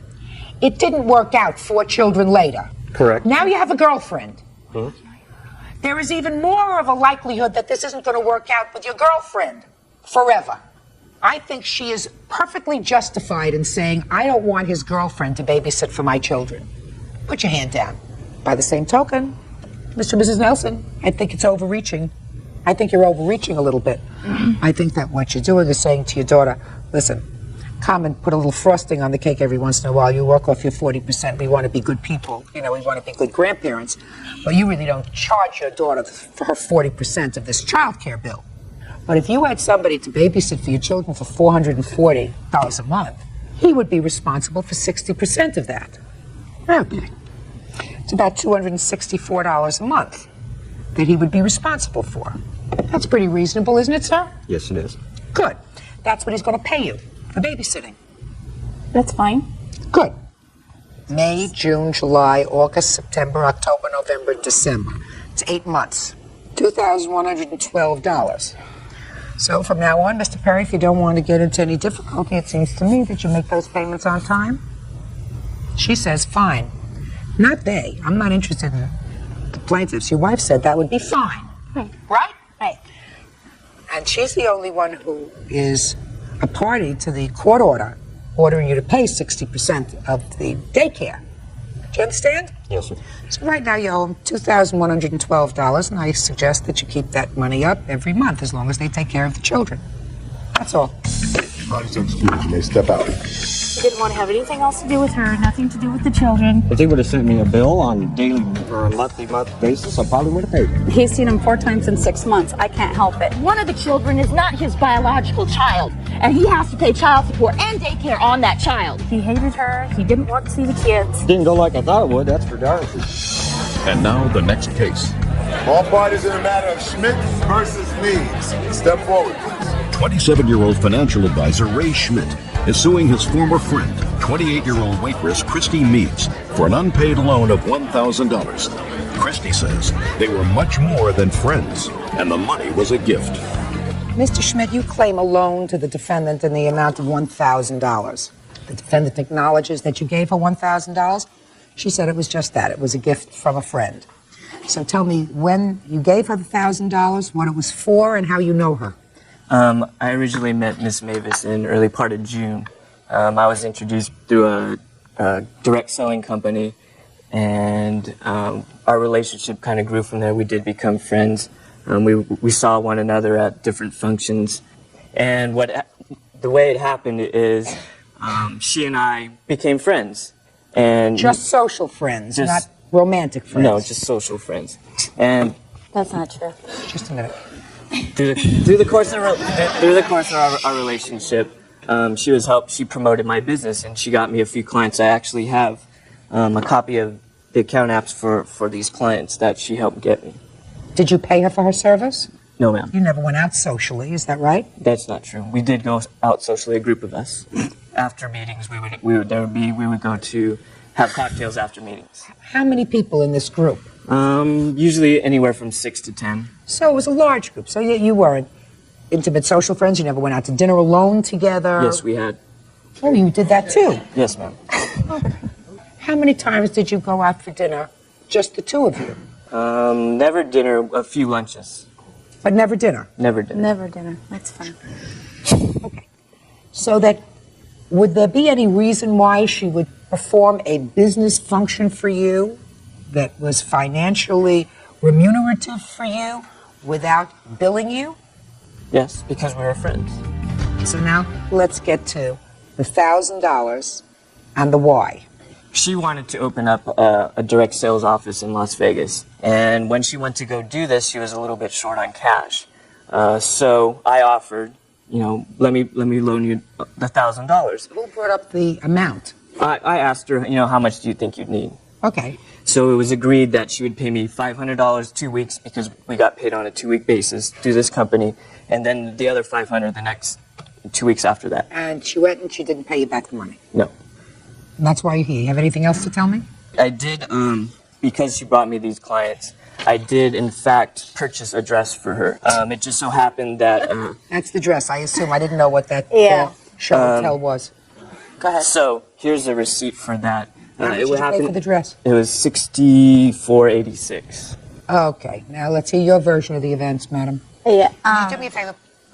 Put the schmata over there.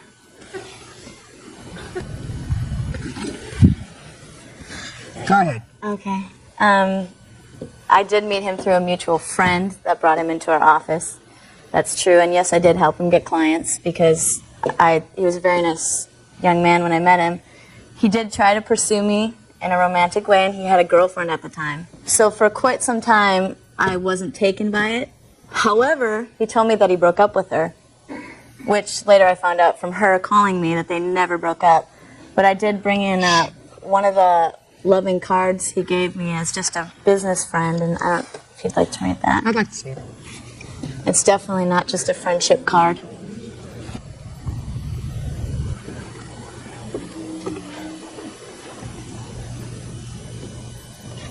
Ray, remember this card?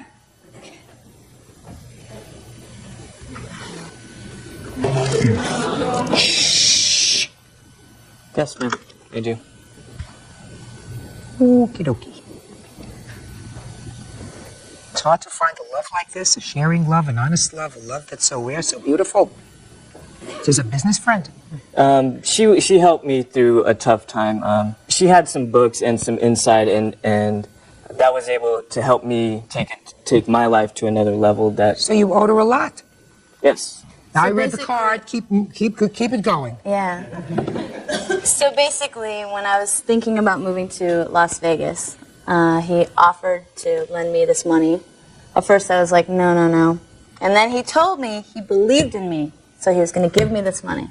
I came back to Newport Beach, and one of his friends told me that he was back together with Lana.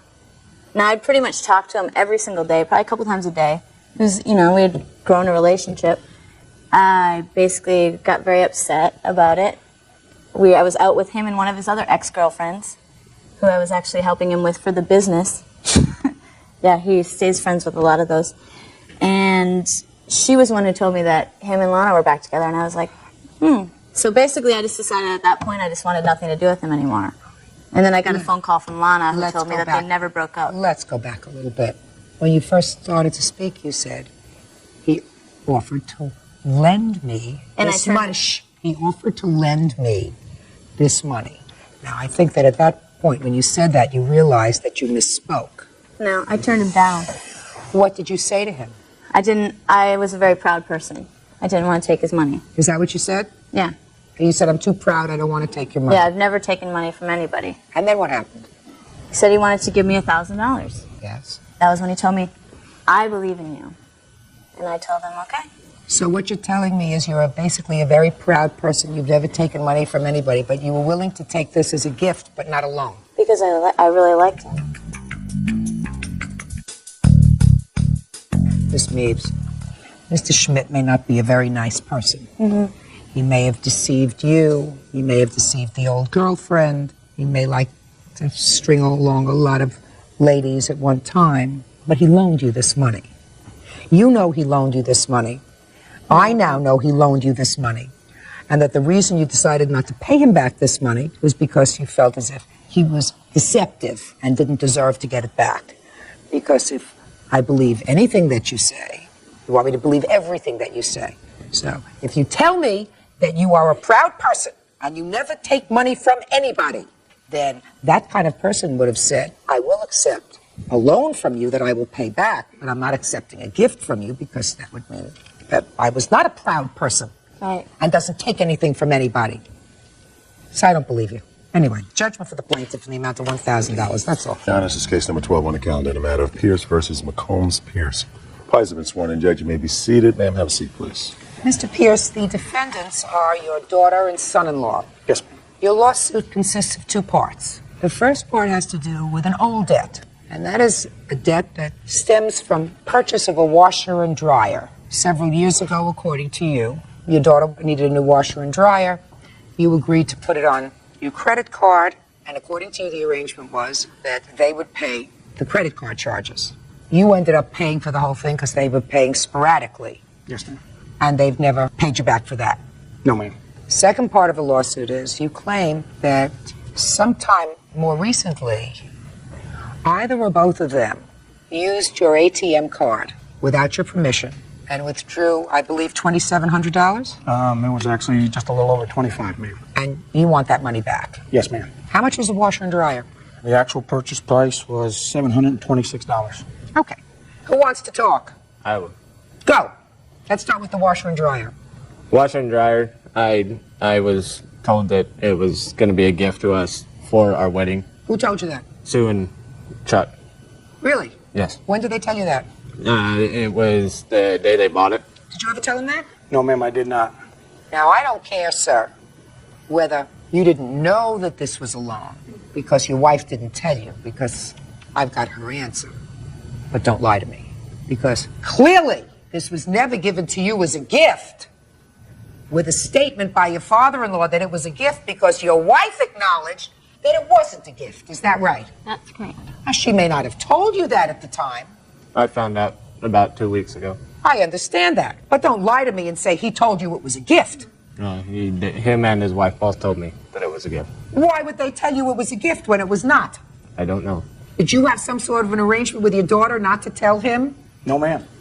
Now, what arrangement did you have with your father? I had told my mother and my father both that I would make the payment, and then Mike and I ended up splitting up, and I could no longer make the payment. So they bought the washer and dryer when? Around the end of '97. Okay. And you and your husband broke up when? Around the beginning of '98. Had you made the payments up until that time? I'm pretty sure, yes. Is that right? Yes, ma'am. Okay, so? And so I told him I could no longer make the payment, and I told him he could have it back if he liked. Well, what was he going to do with it? I don't know. Whatever he wanted. Well, how much do you think the store was going to give them for a used washer and dryer? He was so desperate to get it back. He had more than an opportunity to come and pick it up. What was he supposed to do with it? Whatever he felt like, he could have put it on top of his house. What do you do for a living? I'm a delivery driver. What do you deliver? Newspapers. I mean, don't you fail to see the logic in your response? Let me ask you this, sir. You own a car? No, ma'am. Did you ever own a car? Yes, I have. Did you buy it yourself? Yes, I did. Did you buy it new or used? It was used. Did you pay it off? Yes, I did. So let's say you buy the car January 1st of 2000, and you buy the car for $1,000, and you drive it for 6 months, and you find that you can no longer make the payments. So you say, I'm going to take the car back. Now all the debts is cleared. That's it, No. I'm taking the car back. I never had any written. No. Just pay attention to what I'm saying to you. You think that that's what a car dealer does? Takes the car back and say, thank you very much, you couldn't afford it, we're really sorry. No. Oh, because once you take out a car, it depreciates in value. Yeah, and I have a written agreement also with a car, not with a washer. You don't need a written agreement, sir. You don't need a written agreement to have a contract. You can have an oral contract as long as there is an offer, which was made, and acceptance. That's what makes a contract. See, I just taught you something. Now, when did you get back with Mr. Charming? I don't know, it was probably like 7 months later. So 7 months later, you got back together. Did you start to make the payments then? I don't believe so, but I think it started in December of last year till either February or March. I was making payments to my mother at $50. Is that right? Every day. I believe so. So how much did she pay off in total? You have to tell me, sir. She sounds to me like she made a lot of payments. Actually, probably, I would guess, probably $700 or $800. That would pay off the washer and dryer. Just a minute. That paid off the washer and dryer. If you're guessing. Did anybody keep receipts? Anybody keep money? I don't handle the finances in the family, ma'am. Well, who does? My wife does. Where is she? She's at home at work. Forget washer dryer, as far as I'm concerned. You did the right thing, according to your father, and if you paid off $700 or $800, he's guessing, and you don't have any records, I assume the washer and dryer is paid off. See, you're home free. Now, who took the ATM card? I did. Why? Because me and my wife were in some financial problems. Well, tell me how you took the credit card. I got it off the kitchen counter. You walked into your in-laws' house and you just took it off? Yes. Did you tell your wife about it? Yes, she knew about it. What'd you tell her? I told her that it was something that we discussed, and we put the Tell money, me what the discussion was, Mr. McCombs. that we would take their card, take the money out, and then put the money back as soon as we had it. And that's exactly what we did. You stole money. Yes, and I put it back. You stole money. How did you get caught? I guess he got his bank statements and noticed that there was a couple withdrawals on there that weren't from him. Show me the money that was withdrawn by them. Here's the copies of the actual bank statements. And the amounts are highlighted, ma'am.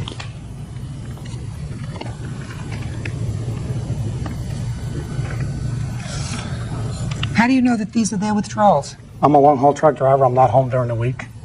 And as we determined, they were all done at approximately the same time. I see. 7-Eleven. Is that where you took the money from? No. Took it from Washington Mutual Bank. Their bank. To avoid a surcharge. Where did you take the money from? Washington Mutual I'm not Bank. asking you. Where did you take the money from? I believe I did it once, and it was at 7-Eleven, I would believe. Father agreed not to prosecute these charges. Is that right? Apparently, yes. What do you mean, apparently, yes? What does that mean? We're here and not there, so apparently. They're talking about a long time ago, madam. Yes. And what was the arrangement with your father with regard to him agreeing not to prosecute? Mike made the arrangements with my mother. And my Which mom. was? Ask him. I'm asking you. That he would be responsible to pay them back the money. Now, why isn't your wife here, sir? She was unable to come down because of her job. Is it possible she didn't want to come down here and confront her daughter? Could have been. Did you discuss that? Yes, she was hoping to be kept out of it to save her relationship with her daughter. Time to bring up. Excuse me? No, just a talk her and her mother had last night. Which was? Which is, if I didn't stand up, he would make my mother choose between me or him. Who's he, your father? Yes? Parents been pretty good to you? Her mother. Her mother? But she wasn't asking you. That was the smartest thing I've heard you say. That was the smartest thing I've heard you say so far. You probably ought to say it more often. Real cases, real people. Judge Judy. Charles Pierce says his daughter Rose Pierce and her husband Michael McCombs owe for a washer and dryer. Charles also says they used his ATM card to steal money. Now, your arrangement was that you would take responsibility. You have a memory lapse with regard to how much money you took out of your in-law's account. The fact that you stole from them and you knew that you were stealing from your parents is really an outrageous thing. I know that you probably paid a lot more in service charges, credit charges, over this 726 with regard to the washer and dryer. However, Mr. Pierce, since you don't keep good records and your wife is not here, and since your daughter did in fact make an attempt to pay, and did, according to you, pay at least $700 or $800, I am wiping out that debt. However, I find that they are responsible for unauthorized withdrawals from your bank account in the amount of $2,536.50. That's all. Parties are excused. You may step out. Just happy to see justice done. It's pretty sad. You have to come to court for it. I expect people to honor their word and pay their debts like they should. And now the next case. All parties in the matter. Summer versus Green. Step forward, please. 53-year-old property manager Stephen Summer is suing the mother of his son's former friend, 49-year-old nurse Jan Bree, and her son, 17-year-old Joey. Stephen says Joey, together with his son, 16-year-old Chris, stole his credit cards and ran away. Mr. Summer, it is your claim that your son and the defendant's son stole your truck, stole your credit cards, took some cash out of your house, ran away to Vegas or something, had a spree. Not once, but twice. And you want the defendant to pay for half the damage to the truck, half of the credit cards that they built up on this little jaunt that they had, and also half the cash that was taken from your house. Correct, Your Honor. Okay. So, for the time being, I just want the two boys right up where you are, and the parents can sit down. All right, so let's get to the first occasion when your father's truck was taken. Tell me about that, Christopher. I was in my house, and Joseph was staying over at my house, and I just was fed up staying at home, so I wanted to leave and asked him if he wanted to come, and so we left. And tell me about your father's credit cards. I took a couple of his credit cards I want to know how you did that. out of his wallet. Where was his wallet? In our office, I think, Your Honor. Who went into the office? I did, Your Honor. Alone. Yes, Your Honor. And what did you do with the credit cards? Put them in my pocket, and then we left Where did you go? towards Las Vegas, Nevada. Did you ever end up there? Yes. When was the first time you used the credit card? A couple hours after that night in Anthem, Arizona, at a Bank of America. And how did you use the credit card? We stopped at an ATM and withdrew some money. You stopped the car. Yes. And when you got out at the ATM, what did you do? We had the money, and then we left after that. When you say we had the money, where did Joseph stay? He was in the truck. He stayed in the truck while you went and withdrew the money. Yes. And then you kept going. Yes. When did you next use the credit card? At a gas station, maybe 3 hours away. So all told, you used the credit card and you stayed at a motel? In Las Vegas, yes. And then did you go home? Yes. Voluntarily? We stayed at a halfway place, and then our parents came to pick us up. Did the police stop you? Well, we came out of the hotel, and the police were waiting there. And then your parents came and picked you up? Yes. I would assume that they had a serious discussion with you when you got home? Yes. But then you got bored again. Yes. When did you get bored again? How much later? A month later. So tell me what happened. I was there, and then I just got tired of it, and so I left in my dad's Mazda truck. And when you left in the truck this time, did you take any of your father's credit cards? Yes. Where'd you get them from? His wallet. Again? Yes. And where was his wallet? In his bedroom. And where were the truck keys?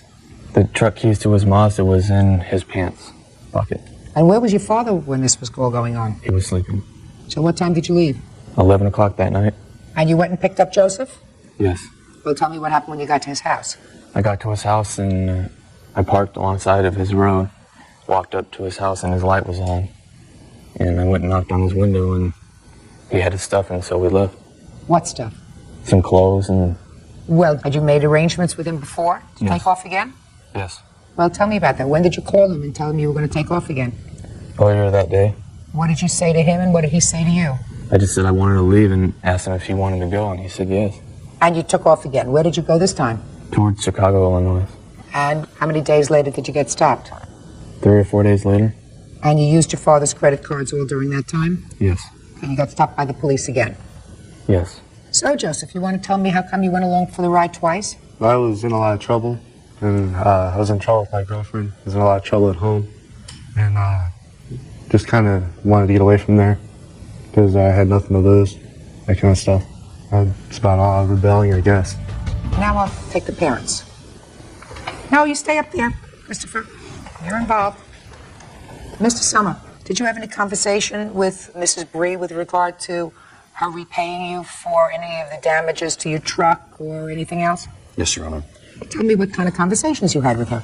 Basically, Your Honor, I summarized all the charges and accumulated all the debts and payments and everything that were expected. And I put together a concise list that I expected to have Joey reimburse us for his 50%. And I felt they were equally responsible for these events. And I presented it to her and asked her that she review them, present them to Joey, get his approval or disapproval, have him sign a promissory note to repay all of the charges, and I would continue that debt to be paid. And what did she say to you? She said, I'll go home and we'll review it. Mr. Summer, let me tell you what my feelings are. I read your complaint very carefully. The defendant's answer suggests that her son was just along for the ride. Well, I don't think that's entirely true, Miss Bree. The problem that I have, Mr. Summer, with your complaint is that while you may not have been on notice the first time that your son had a propensity to steal your property, certainly after the first runaway, you were on notice.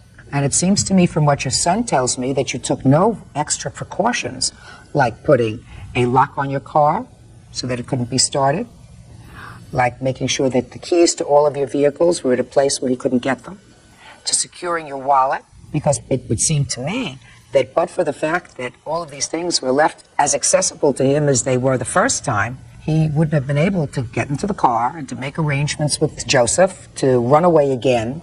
I mean, I'm not saying that he exercised good judgment. I mean, you have two idiots. They're two idiots. They're two 17-year-old idiots. You have the ability after the first runaway to secure your cars and secure your cash and secure your cards so that your son wouldn't be in a position to do it again. And I know it's a terrible way to live, but for the fact that these things were so accessible, we wouldn't be here today.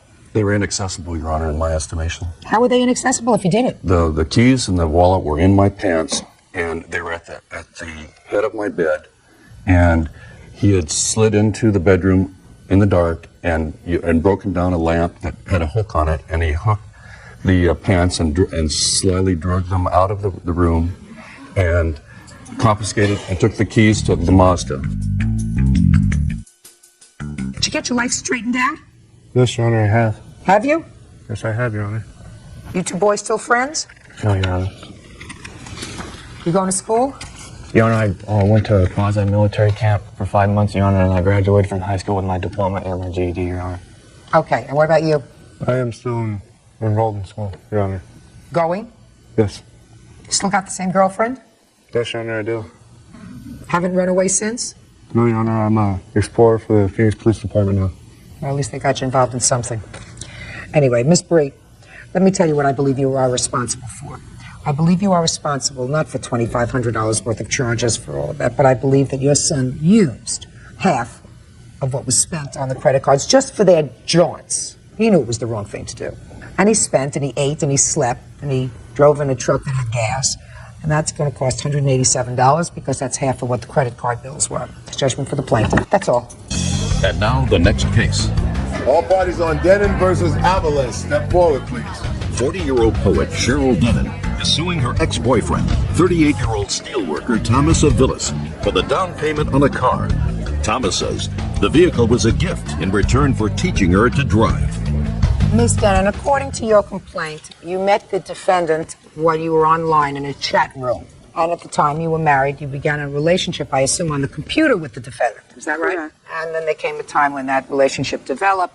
You ended up terminating your marriage, or your husband terminated your marriage. And while you were in this relationship with the defendant, after you and your husband separated, you claimed that you loaned the defendant $2,500 as a down payment for a new used car. Correct. That's not true. Shortly thereafter, you decided that he wasn't right for you, and you terminated the relationship with him. You and your husband are now back together, and you want your $2,500 back. Correct. When did you first begin to have this chat room relationship with the defendant? I would say about December of 1998. Okay, when did you first meet him? Possibly maybe 2 or 3 weeks later. And when did you and your husband separate? We separated in 1999. When in 1999? August. At that time, did you begin a relationship with the defendant? We had a relationship going on and off the whole time. Okay. And the reason for my husband leaving was because of that. When did you give him this $2,500? December of 2000. When did you separate from him? About 3 days before Christmas. So within weeks of giving him the $2,500. Is that right? Correct. And tell me about the conversations that took place prior to you giving him the $2,500. Well, we discussed that we were, quote unquote, going to be a couple and that he was going to teach me how to drive. You didn't know how to drive? No, I don't know how to drive. And he was going to help me regain some independence, which was good. And at first it was spoken that when I lent him the $2,500 that he was going to pay me back. She said it was a gift. Don't. He said that he was going to pay me back when he got his income tax. Then, like maybe a few days later, we talked about, hey, well, we're going to be together. What's yours is mine. Who said that? Both of us. So you said that? Yes, you did, Tommy. No. You said that. You said you both said it. So you said it. What's yours is mine and what's mine is mine. Right? Well, isn't that the way it works? I can't say it any other way. What's yours is mine and what's mine is yours? That doesn't even sound right. Okay. Did you have any discussion with him about the $2,500 when you decided to terminate the relationship? Yes, I did. He came over to my house maybe before New Year's, and he had Christmas decorations in my window, and I was not home. He took all the Christmas decorations out of my house that he had put into my house, which I would have returned them to him anyway. I did not want to keep them, okay? Okay. And I had come home, and he was there. Well, did you ask him at that point about your $2,500? Yes, I did. And he said to me, don't ask me about that if you want to be friends with me. And I thought that was very stupid because I was not going to be friends with him when there's other circumstances why I didn't want him that I found out later through the relationship. Okay. Mr. Avalos. Yes. Let's talk about this car. Under what circumstances do you claim that she gave you this $2,500? Your Honor, we had a deal. You know, we had a car accident. We had mentioned in my car. What do you mean we had a car accident? She was in the car with me in my van, and we had a car accident. But you were driving? I was driving. So you had a car accident? Okay, well, she was in the car with me. She was in the car with you, but you had the accident? Yes, Your Honor. Okay. Okay, so at that time, she made a suggestion, why don't you go buy a new car? And I said, where would I get the money for that? She said, well, look, let's make a deal. I will give you the $2,000 for a down payment, and you will teach me how to drive, and it'll be our car. I said, sure, that would be fine. Okay. Okay, so we go to the dealer, we pick this car out. I said, I really can't afford it. She says, look, I'll help you with the payments. I said, oh, you sure about this? She said, yeah. Well, she gave me $2,000. It wasn't $2,500. I assume she's going to be able to show me that she took out or she wrote a check for $2,000. No, she gave me cash. She gave the dealer cash. I would assume you have the receipt for that. Does somebody have the receipt for what you gave to the dealer? Sales slip has been returned. To where? To that dealer. When I took the car back, saying I can no longer afford this car. How much was the entire purchase price of the car? $5,000. Is that right? Correct. So on Christmas Eve night, I had a call from her husband stating the fact that she's back with him now. Okay, so they're back together. And he would be around to pick up her things. So they came around the 26th, picked up things that she had at my house. Her husband had stated on the fact that he was going to come around and pick up the things, said, keep the car. We don't want it. If they were going to pick up half the car or come and get the car, they would have came and said something to me on the 26th. Did you just say they're going to come and pick up? You know what I'm saying. No. Listen to me. Okay. Look, you're not receiving. Yes. Did you just say to me that if they were going to pick up half the car, they would have come and picked up half the car? If they were going to say anything about the car, he would have came around on the 26th and said, we want the $2,000 back. All right. Mr. Avalos, listen to me. You just cooked your own goose. You said to me, your agreement with the plaintiff was, this was going to be your car as a couple. Right. And she was going to, according to you, put down not only $2,000, but also help you with the car payments. But they told me to keep the car. They said they didn't want it. They don't want the car. Right. They don't want the car. So I took the car back. What do you mean you took the car back? You never gave it to them. No, I took it back to the dealership. Fine. And what did you buy? A cheaper car that I could afford. How much did you pay for the cheaper car? $4,000. And how much later? 3 weeks after you purchased it? Yes, about 4 weeks afterwards. It was in You never January. like to say you're right. All It was right. in So January. 4 weeks after. Yes, Your Honor. You brought it back. How much did the dealer give you for the $5,000 car towards the $4,000 car? $2,500.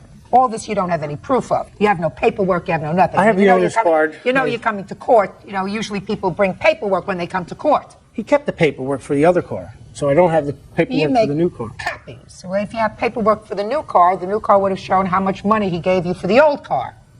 True. But now you're getting better. So you used, according to you, $2,000 of her money to purchase this car that you are currently driving. Yes. And according to you, Mr. Avalos, this was supposed to be your car as a couple, right? Yes, but on Christmas Eve, she devastated me. She said she no longer wanted to be the couple, that she wanted Well, how to do you take think the her car husband back. felt? Well, he's the one that told me, he said, keep the car. And he wasn't talking about the car. He was talking about his wife. They were divorced. Because of whom? Not because of me. Because of the two of you. Not really. That wasn't because of you. No. When you started to They have had this... problems long before I came. Well, that's what she told you when she was talking to you in the chat room, but they were still married, right? True. True. All right. You got to give her $2,000 back. Judgment for the plaintiff in the amount of $2,000. That's all. This is case number 441 on the calendar, the matter of Hoffman versus Hoffman. Parties have been sworn in, Judge. You may be seated. Folks, have seats, please. Mr. Hoffman, the defendant is your mother. Yes, ma'am. And I've tried to understand your complaint as well as your mother's countersuit. You claim that you sold to your mother certain restaurant equipment, a freezer and some other equipment, and that she owes you money on that equipment. Yes, ma'am. Your mother says she's not only paid for that equipment, the freezer doesn't work, and not only doesn't she owe you any money, but you actually owe her money. Yes, ma'am. All right. What was this equipment? Where did it come from? Why would you sell it? Actually, I owned a restaurant in Salisbury, Maryland. Was getting out of the restaurant business. I had been working 16, 18 hours a day. It was just too much. I was losing my marriage, my two small children. Had called a restaurant equipment place, set up arrangements for them to come and buy all the equipment from me. My mother steps in and says, let me buy the equipment from you. I may want to give it a go. I mean, you've worked so hard putting this business together from the ground up. We'd hate to see, the family lose this. What kind of a restaurant was it? It was a carry-out sub pizza and deli type restaurant. Okay. Were you making any money? A little bit of money, not a lot. It wasn't worth all the time we had to put in. Put out a lot of bills, put out over $30,000 for the equipment. Okay. Did she give you any money? She gave me $4,000, signed a bill of sale for a list of equipment, which I have here. I'd like to see it, please.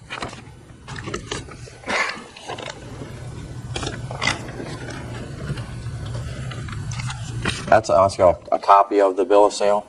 So she purchased, according to you, all of this equipment for $8,000. According to this, she gave you a deposit of $5,000. That was correct. I only actually received $4,000 cash from her. $1,000 I gave to her to help her with startup costs. This contract of sale says $5,000. Yes, ma'am. With a balance due and owing of $3,000. That's right. That's what it says. And then it says that you additionally sold her a freezer for $3,000. Did she pay you anything towards the freezer? No, ma'am. Okay, Mrs. Hoffman, let me hear from you. Hey, Your Honor. This started out, Joe told part of the truth. This started out, my son had 3 businesses in Salisbury, Maryland. He was losing his family and his businesses because of a crack cocaine addiction. I stepped in, being his mother, trying to help him save at least this one business. He reneged on his lease, was locked out of the building. He could not get to his equipment. I paid the money for Joe to get into the building, the $1,000. That's the $1,000 that Joe was talking about. I didn't want this business. I quit my day job 2 years ago to enjoy my farm and my horses, Your Honor. I was trying to help my son. I wanted my son to seek counseling for his drug addiction. He's lost everything. All right, so you agreed to go into his business to save the business. Yes, ma'am. Hopefully that he would get it back. Okay. Did you sign a contract with him with regard to the equipment? I signed this. Joe told me the same thing that he gave you. I have the notarized copy and the serial numbers. Okay. The $1,000 a month, because I thought he showed me his books, he was making $90,000 in 6 months' time, that I would be able to pay back this at $1,000 increments. I have registered tapes to prove documentation that I only make Some days only $50 a day. Mrs. Hoffman, that's not his Yes, ma'am. problem. That's something, if you're going into a business, you're supposed to check the books very carefully. I trusted my son, Your Honor. Well, that's a problem. How can you trust your son if you say he's got a serious drug problem? I know. And clearly you were dealing at arm's length with him with regard to this transaction because you drew up a contract, you drew up serial numbers for all the items. This was not a, I'm going to help you out, I trust you. This is business here. Let me see your books. He showed you his books. Showed me his book. Showed you his book. And according to his book, he made a lot more than certainly you were making. Yes, ma'am. Did you have an accountant go over the books? No, ma'am. Did you have somebody come and sit in the restaurant every day for about a week to see what kind of traffic there was? No, ma'am, I didn't. Well, that's I was what you very do if you buy a foolish. restaurant. That's what you do if you buy a restaurant. How much money do you still owe him on the equipment? The freezer wasn't due a payment until March. Of 2002? Yes, ma'am. Oh, so you don't owe him anything really on the freezer because the payments aren't due yet. Is that right, sir? That's not correct, ma'am. She defaulted on the rest of the loan. I was due a payment December 30th, as per the signed notarized agreement of $1,000. The freezer was. No, sir. This says she was to pay you in increments of $1,000 until paid. That's for the freezer. Starting March 30th, 2002, until May 30th, 2002, a total of 3 payments. So Yes, she Your doesn't Honor. owe you any money yet on the freezer. And it was verbally between myself and my mother that I would allow her to pay the freezer after she paid me for the rest of the It agreement. doesn't say that here, sir. That was verbal when she drew the contract up. Let me Your Honor. explain something to you, sir. When you have a contract, anything outside the contract that's verbal, courts don't consider. Courts say, forget it. So strike the freezer. She's got a little bit of time before she has to pay that first $1,000 payment. Now, what else do you owe him? The refrigerator is leased. The leasing company has contacted me. Joe owes money on that. And I found out yesterday morning that they're coming to pick up the refrigerator unless I can pay him for it.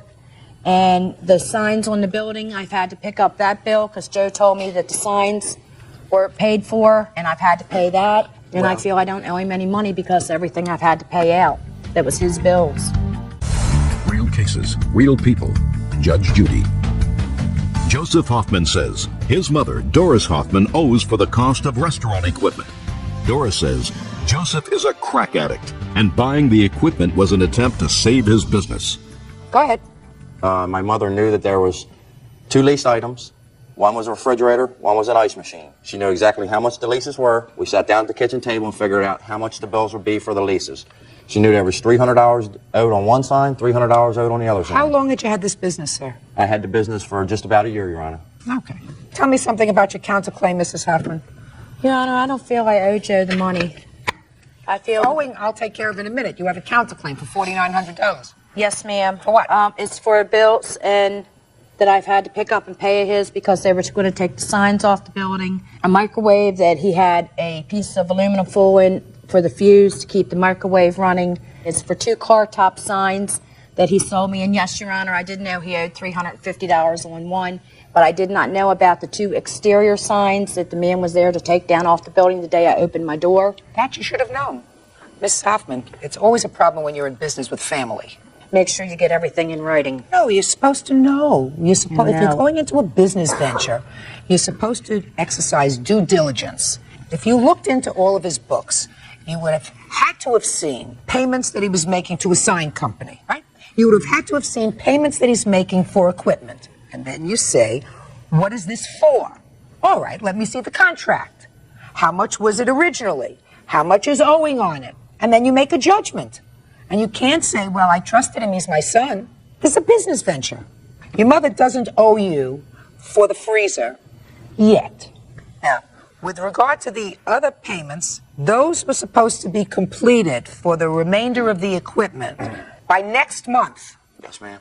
She's on a payment plan. She's already missed December's payment, and January's payment is coming up. Well, it says for 3 months starting in December. Did she pay you December's payment? No, ma'am. And that was for $1,000. Yes, ma'am. And then January's payment, she didn't pay you. No, ma'am. But that's not due yet. That's correct. Is that right? That's correct. So far she only owes you $1,000. That's correct. Judgment for the plaintiff in the amount of $1,000. That's all. Parties are excused. You may step out. It hurt very much to have to bring my mother to court. And I hope that she can finish paying me the money she owes me so we can get our families back together. A lot of things didn't come out that should have came out, and my son does have a drug addiction problem. And now the next case. All bodies on Shaw versus Jones. Step forward, please. 50-year-old Bonnie Shaw is suing her former friend, 42-year-old bartender Sherry Jones, for the value of items she sold at a garage sale. Bonnie says Sherry pocketed the money. Miss Shaw, you and the defendant were friends, is that right? Yes. And according to your complaint, you gave her some things to sell at a garage sale. Yes. These were things that you originally had at a garage sale that you had at your house. Correct. That you were unable to sell. Correct. It is your claim that she either kept the stuff or sold it and kept the money, and you want the value of the property that you gave to her to sell. It was garage sale items and other items that she had borrowed, and I brought her son with me, her abandoned son, who can testify that to the quantity of items. When did you have your garage sale? In September and the beginning of October. Over how many days? 5, 6. And where did you get this stuff from? It was 5 generations worth of items, plus relatives and neighbors gave me things. It was massive amounts, Your Honor. Furniture, some antiques, bedding books, clothing for every age, sexes, sizes, dishes, household items, thousands of items. Explain to me how the property came to be in Miss Jones's possession. When the sale was over, she told me to rent a U-Haul. She would bring it to her house. She had a great location. She said that she could sell sand to the Arabs and snow to the Eskimos, and that she's had several yards that way. Shh. Don't speak. You'll have a chance. Go ahead. So I, upon her insistence, rented a U-Haul truck and drove it to her house. Her son was there, helped unload it. She ran the sale at her place. When I asked about money, it was one excuse after another. At that time, I did not realize that she was planning on disappearing from town again. A few things were returned. What did she return? A few books. I had well over 1,000 books. She returned some. Your Honor, this is a little more complicated than just yard sale stuff. I mean, this lady has the habit of ripping everybody off. She disappears. She leaves town. She abandons her child. Miss Shaw, that may be interesting. This is a court. Understood. You have to prove a case. Did you make an itemized list of everything that you gave to her in the U-Haul? I have a generalized list. It would be I'm not impossible to itemize all the thousands of items, Your Honor. Well, then how in the world am I going to make a decision? Generalized list is no good. You check off from the list. I mean, that's business. I assume you were in this to make money, right? And to unload a lot of junk from your house. It wasn't junk, Your Honor. Well, there's a lot of stuff in there that matter. Listen to me. I know why people have garage sales. I've had those. But a lot of stuff out, you hope that somebody wants to buy you. A 15-year-old sled, or children's ice skates, or some picture that you can't look at in your house that's, that's there. Sometimes an old frame that has a broken glass. I know what goes out in garage sale. This is not an estate sale, but you have to have a list. Here, you say you want the return of value of personal property, and you say it's worth $1,625. Well, that's a very specific amount. And how do you come up with that specific amount if you have no specific list? The letter I wrote to her has specific items in it. Well, let's see. Let me take a look at the specific items. That's the letter she totally ignored. I advised her that I would take her to small claims court unless she returned the items or the value thereof. Mostly you talk about in this letter about things she borrowed from you, not about the things that she allegedly took for the garage sale. You sold well over $582 worth of goods, yet I was only reimbursed $82. Then you go on to talk about a shelving unit that you loaned to her, a blue shelving unit. When did you loan her a blue shelving unit? Before the sale. She wanted to have it to set things up on it. And it was reiterated repeatedly that that was not for sale. I wanted it back. So where is that? Your Honor, I have no idea. I left some things in the garage when I left. There was like a shelving. There was an old broken door, a broken window. Furthermore, when she says thousands of items, there was a lot of them she left at her house that didn't even bring over to my house. When the stuff was returned, half the time she was sleeping. How many times did you return some things to the house? I made at least 12 carloads in my Monte Carlo. Her son will attest to what was there. He knows that she was bragging one day of over $600 that she brought in from the sale. I did not receive this That's a money. lie. You want to step That's up? a lie. Just a minute. I never took his $600 for no. I'm talking Just a about my minute. 600. You're her son? Who do you live with? I live with my stepfather in this lady here. Had you been living with your mother? I was until she decided to leave. And then you moved in with the plaintiff. Me and my stepfather moved in So when she left, her husband moved in with the plaintiff. after she left. Shh, I don't want to hear from you. He couldn't afford it anymore with just the two of us there, so she offered to help us out, and we've been living there. Is your stepfather renting a room from her, or do they live together? No, we rent upstairs there. So the two of you sleep upstairs? Yep. Now, what do you know about this property? I remember books and some clothes and stuff like that. How many boxes of books do you remember? No, not off the top of my head. All right, let's get back to the things that you say she borrowed. A fancy lace black slip top. The borrowing that top was for an anniversary party, and the dress that's mentioned is also in this photo. Did you borrow dresses from her? No, I didn't, Your Honor. It's a black dress that she had in her garage sale before her belongings left the garage sale. My daughter gave her $1.50, and she accepted it. As far as the black cami lacy thing, yes, I have that. I was told not to go near her house. I was told not to call there. How do I give it to her? Borrowed slippers. What are the borrowed slippers? Your Honor, I know this all sounds really trivial. And It does sound trivial, madam. I mentioned that in the letter to her, but what you have to understand is that I am not used to being ripped off like this, especially by a friend. This was all a con on her part to line her pockets. She'd been planning on leaving town for months, and nobody Madam, even knew about it. You say it sounds petty. It certainly does. My white hamper that belonged to my grandmother. Yes. Well, when did she borrow your white hamper? In September, October. What'd she borrow your white hamper for? So one of the kids could have a place to throw their clothes. One of her children? Yes. Then that's not borrowed. It was on loan. She was going to please. get something else. Oh, please. Come on. Come on. We're talking about nonsense here. Borrowed purple sheets. What would she borrow purple sheets for? For her bedroom, she wanted to change the look. And you're saying that they're borrowed? Yes, ma'am, it was the whole set. Just a second. I never had a friend that I said, hey, you could use my sheets, borrow them, and then you can then give them back to me when you're finished. Miss Shaw, you're angry about something. I am not angry, Your Honor. And it may be that she ripped you off. That's very possible. But if you're in business, then what you do is you inventory. She gave you, you say $82. Well, according to this young man, according to your witness, the only thing that he recalls emptying out of the U-Haul were boxes of books and old clothes. And it's very possible that you gave her more stuff. But without a proper inventory, I cannot help you. No, that is not an inventory. There was a stove, there was... He doesn't remember unloading a stove. He's probably as nervous as I am. Well, you don't look nervous at all. And he's not nervous at all. If he had to take a stove out of a U-Haul, that would be something that you would remember, which he didn't tell me. Miss Shaw, whatever problems you have with this lady, I would suggest you get over them. And it's very possible she sold stuff at her garage sale that she had and didn't give you the money. The court can't help you unless you keep records. I understand that. There was just way too many items to mention, and her Then own I son can can't attest to the money give that she them- bragged about getting. If you can't itemize what they are because there are way too many items, I can't help you. Period. Goodbye. Now, this is case number 358 on the calendar in the matter of Stenger versus Stenger. Parties have been sworn in, Judge. You may be seated. Folks, have seats, please. Mrs. Stenger, the defendant is your former daughter-in-law. Correct. Who is this? My husband. And who are you? I'm Tasha. How old are you, Tasha? 18. You're the granddaughter. Yes. And you? Jennifer. Who are you? I'm the partner of Deborah, 6 years. Deborah. Yes. Okay. This is your lawsuit. It is your claim that your former daughter-in-law was having some trouble with Tasha.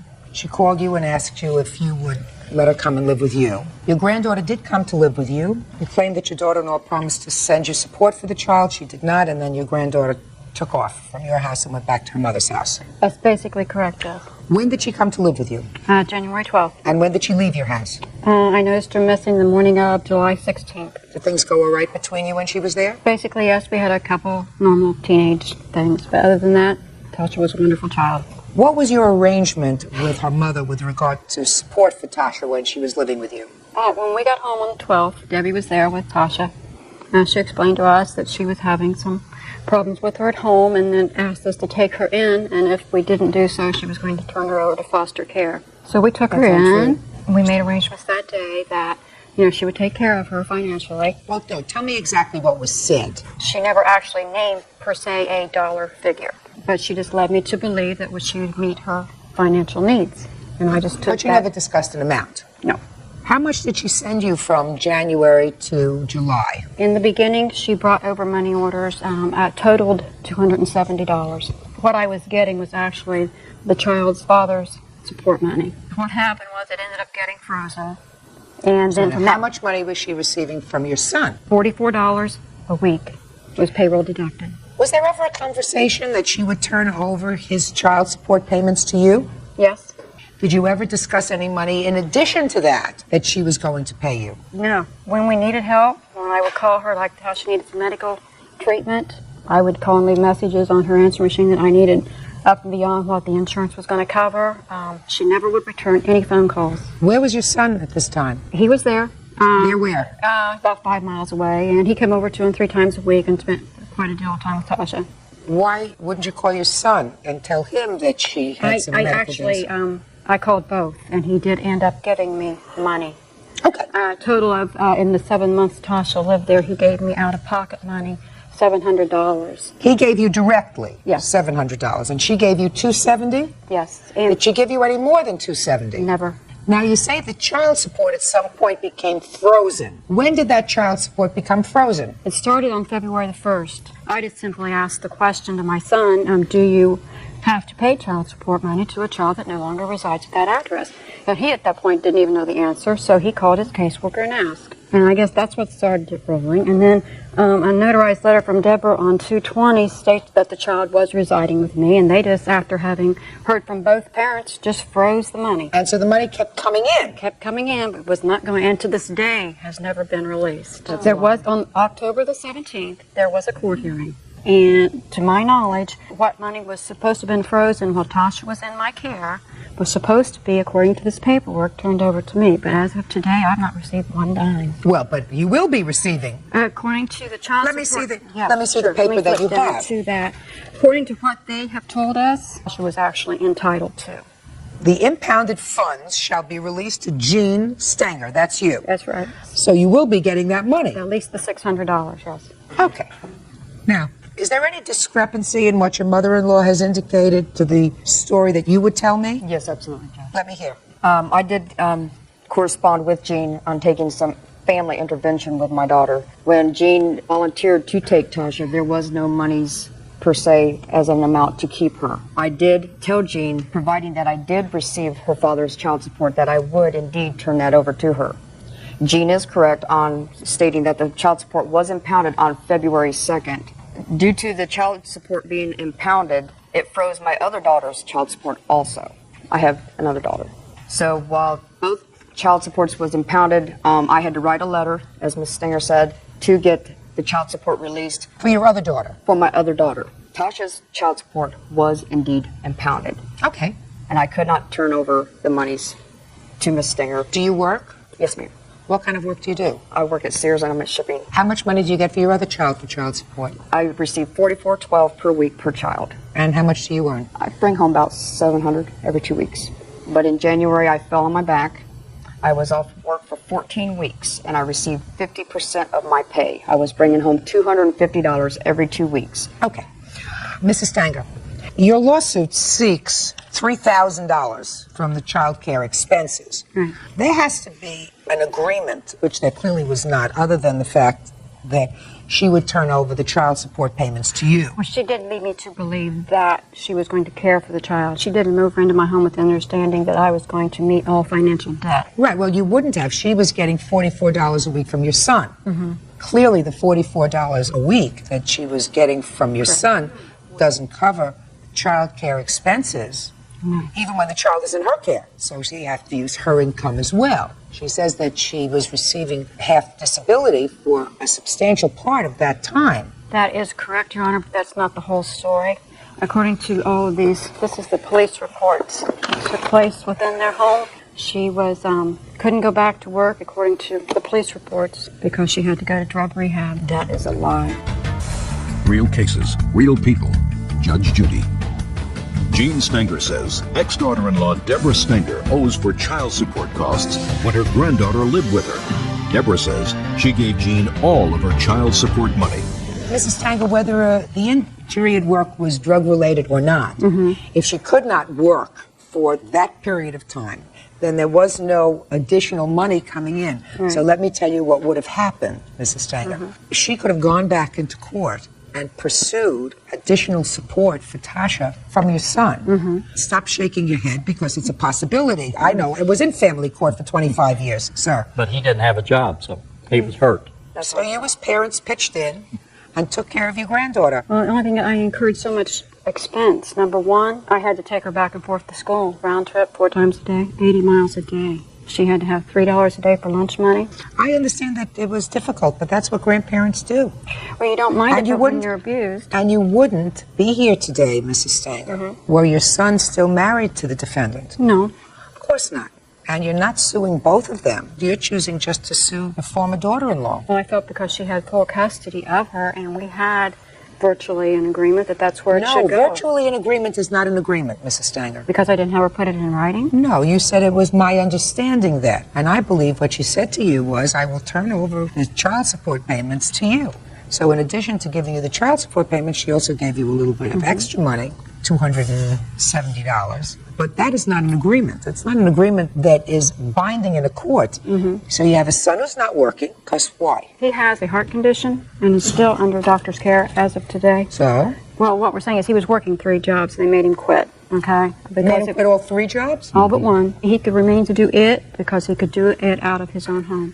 So you have a son who can hardly take care of himself, and you have an ex-daughter-in-law who's got 2 children, who was really paying the lion's share of support for both children for a long time, because on $44 a week, you don't take care of a child. That was only after, what do you want to call it? The child support was had a reduction done in it. He was actually paying $134. I have a court printout where he paid her $100,000 over the time period from the day of the divorce. Since when? It was actually, when were you divorced, Debbie? 87? So you're telling me from 1987 they paid her $100,000? Yes. So? Well, I'm just stating that he paid more than $44. What I'm telling you is, so? Oh, I understand that. Doesn't come out to a lot of money. Sounds like a lot of money. Paid her $100,000 if you sell me. Paid her $100,000 in the last 2 years, in the last 3 years for the support of 2 children, I would say. Okay, man's doing his job. But since 1987, yes, I know. If he's paid her $100,000, that doesn't cut it for me. How many years was it? 14 years. What about 14, I'll figure it out what it is for you. All right, my trusty calculator. 100,000 divided by 14 divided by 12 equals $595 a month. Divided by 4.3 is $138 a week. Divided by 2. No, 3. 3 at that time. Can you had 3 children? Yeah, in the beginning. Well, glad you told me that. That's even less. So forget it. You got $1,500. But I have a sense that one of the reasons that you're here is because you're angry because your granddaughter left your house without so much as a goodbye and a thank you or goodbye, I'm going back to my mother. Step up. Did you have a fight with your grandmother? I had a few little Well, the last one. You left sometime in July. Why? I got tired of hearing her and everybody put my mom down as she was a bad person. And they did this to you in front of you? Well, they did it in their bedroom or in the living room or when I was in the room, like I was invisible, It didn't matter where I was. That's a big mistake. That's a terrible mistake. You're absolutely right. That is not true. Conversations were not held in front of the child. That's not true. Well, listen, may not be held in front of the child, but if they're held in a room where she can overhear them. That didn't happen. Well, that's what she says. What do you think happened? Why did she leave? Number one, we got a phone call in regard back to the child support. On July 5th, they called. Debbie had kind of a rapport with them, and she had been in their office on that day, and when she left, they had informed her on that day if she would get letters from both the children, they would release the funds. July 7th, Debbie started showing up at my home. Tasha was with us for 7 months. During that time frame, Debbie never one time called me or my husband and asked how the child was doing, if she was in need of anything, nothing. Like I said before, when I needed the help with the medical bills, Tasha had came to us. She had a root canal that needed to be done, an abscess on her tooth. Debbie did carry insurance, but when it came time for the insurance check to come around, the insurance kind of mailed it to Debbie. Debbie took the funds and cashed the check and never refund, never paid the dentist, never, and I had the bill from the dentist. That's not a lie. Why did that happen? When the check came to me? Yes. What did you do when the check came to you? I cashed it and I bought Tasha socks, underwear, and shoes. Wrong! Wrong! Absolutely. That was wrong. Yes, it was. So, how much was the check? $89.10. You owe her that. You want to buy your daughter underwear, you buy your daughter underwear. I didn't pay that. I didn't have a root canal done. I didn't have anything done. I still The have child to this day hasn't had the root canal. The infection in her tooth is so bad, they placed her on antibiotic, and I took her, as they requested, to a medical doctor. And This is all- well, what I'm saying to you, it was in her blood system. They said that it wasn't life-threatening yet, but it could get there. If I hadn't got her help, That's a dangerous situation, it I'm is. telling you, that and you it was want to one take that I care got of that. placed in the middle of. What? The tooth has been pulled. The tooth has been pulled. Thank heaven. Well, that's cheaper than root canal, just to pull out the tooth. Where was the tooth? my Wisdom's back molar. Didn't the dentist tell you that it would be better to do a crown and to do root canal work on a young child's mouth rather than pulling a tooth so that the whole mouth shifts? See, it pays to have a father who's a dentist. Didn't he tell you that? Yes, ma'am, but I didn't have the $562. Get it! Get 2 jobs. Get 5 jobs. Okay, so far I have that you owe her $89.10. The only out-of-pocket expense, as far as for debt, she needed a new book for school for one of her classes, $27.10. So you bought your granddaughter a book. I'm not so concerned about buying your granddaughter a book. Listen, if the reason that you left your grandmother's house is because you heard her and your grandfather saying things that were unkind about your mother, that was a tremendous mistake. On their part, not on your part. But if you wanted to be a little more grown up, you would have said, I want to go home to my mother. That's I right. She think we- needed what to do. One time, and they said that I couldn't leave That's not true. She never They said had that no you couldn't leave. conversation. Why?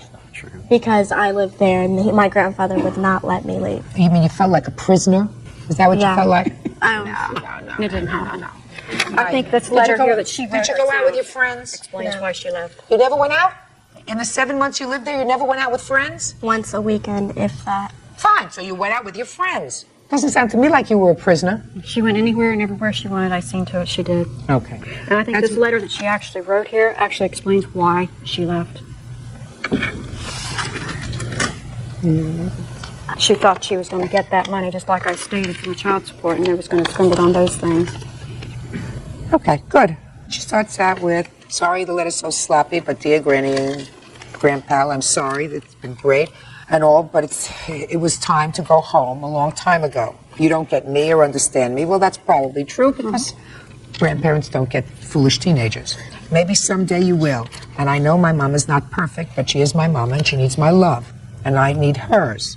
That's an honest feeling. I hope that you both know that I love you very much and I'll be back tomorrow for my things. It's not about how much you did or are doing or anything like that. It's just that nothing has changed in my heart.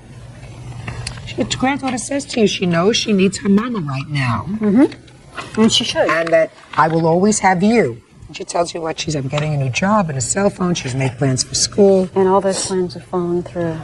And she ends the letter by saying, I'm not dumb and you know that I will be thinking of you twice on everything. And then she says, Angel's love is always with you all. This is not a mean letter. She's just saying, it's a teenage letter. And she's saying, I love you, but I love my mama and I have to be with my mama. And you don't really get my mama. You don't like my mama. I may not like her style, but she's my mama and I need to be with her right now. And perhaps it could have been handled differently, Mrs. Stanger. But that's not the way it was handled. No. So. I think that's the whole thing in a nutshell. I gotcha. I understand. Since that time, we've not heard from her at all. Mrs. Stanger, children need the widest possible community of love and affection that they can possibly get, even when they're 18 years old. And clearly, your daughter has had a lot of ups and downs. Fair statement?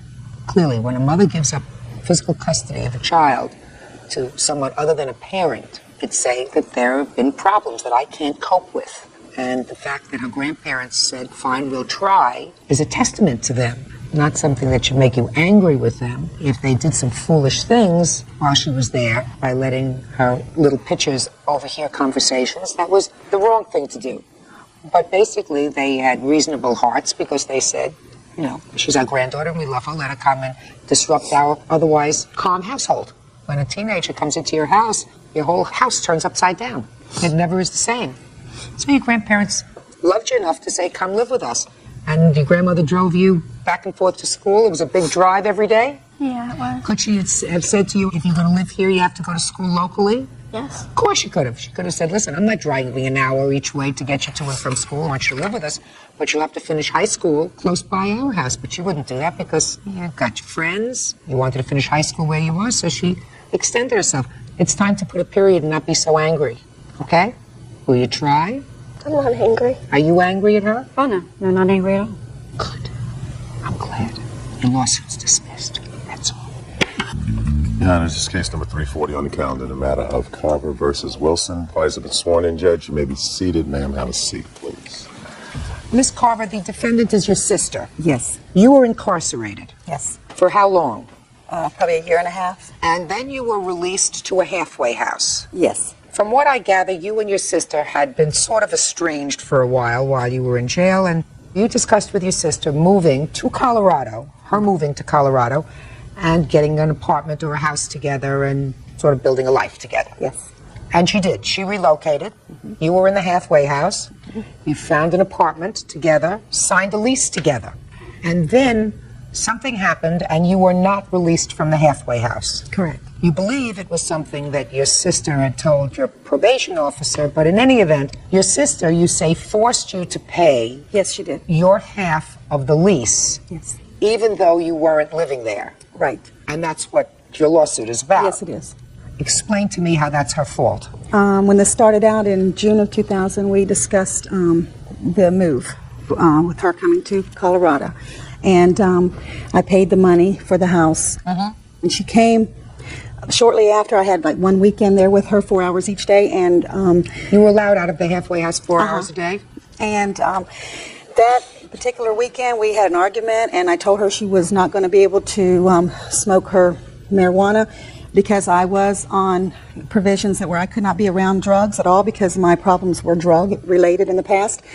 And it seemed to be a big effect. She said no, she wasn't going to quit it. She'll smoke out in the yard. Well, it wasn't soon after that my case manager called me into his office and told me that he was going to cancel the whole thing and that I would not be able to get out of the halfway house for a time. He didn't tell me how much time, but I had to stay at the halfway house and I could not get out. So I was crying and very upset, and I said, well, okay, then I can't get out. There's nothing I can do. Can you get a roommate? And she said, yeah, sure, I'll get a roommate. And then shortly after that, my case manager called me in again and told me that I had to pay half of the rent.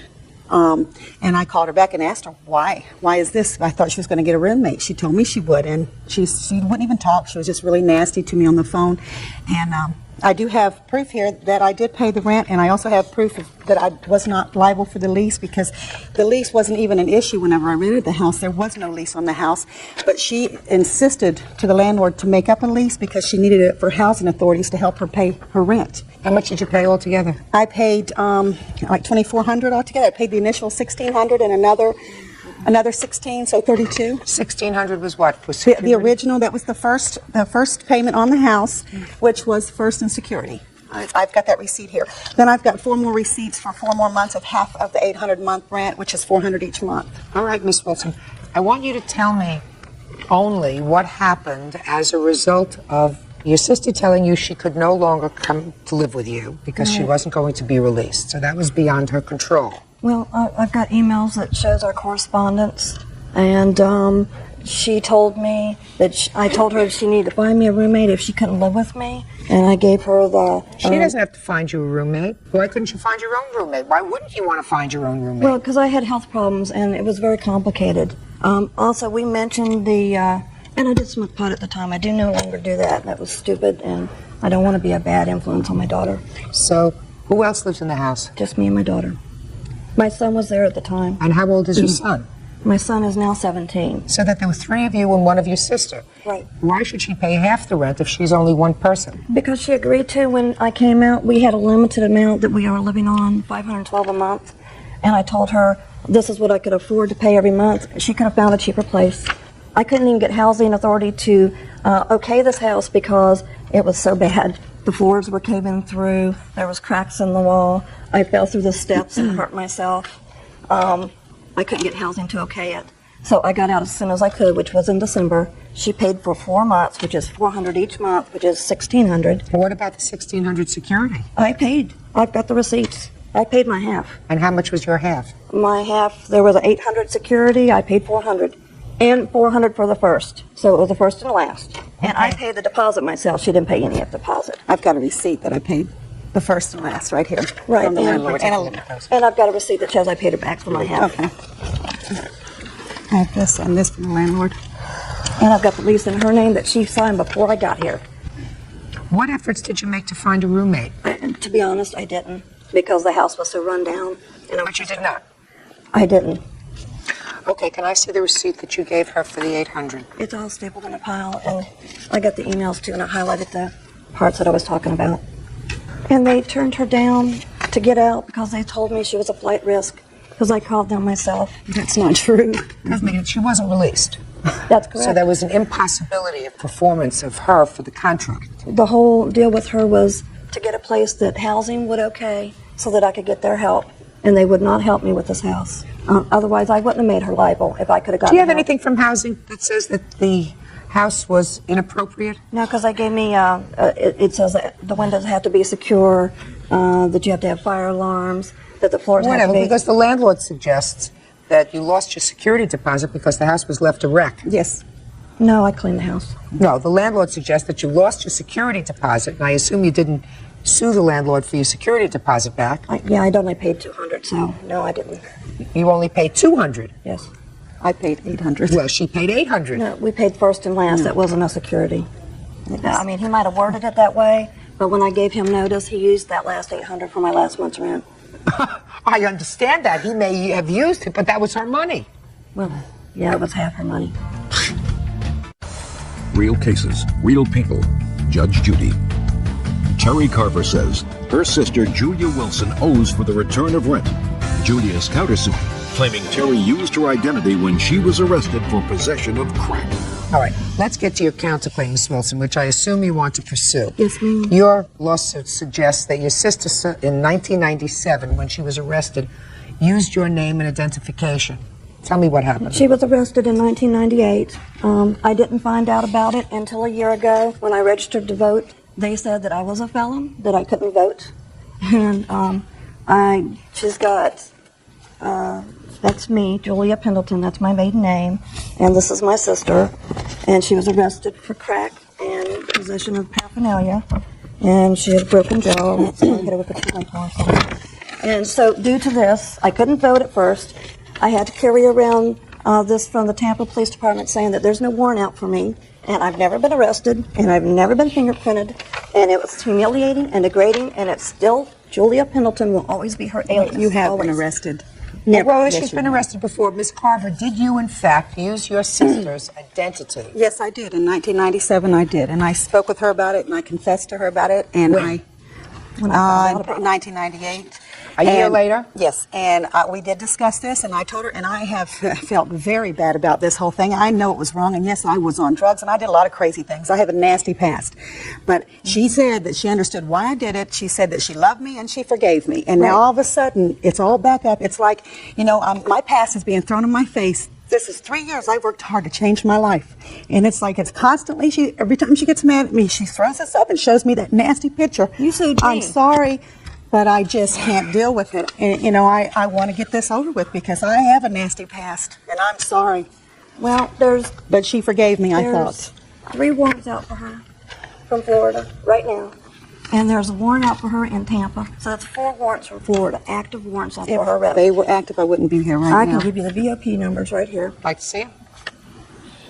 And she said she'd take care of it. I've given her a year and a half to take care of it, and she hasn't made one phone call to get it taken care of. What are the warrants for? Violation of probation for grand theft and also possession of crack and bad check ring. Do you know about these warrants? Yes, yes, I do. And the grand theft was taken care of years ago. That one was from like 1992. And the others? The others were taken care of.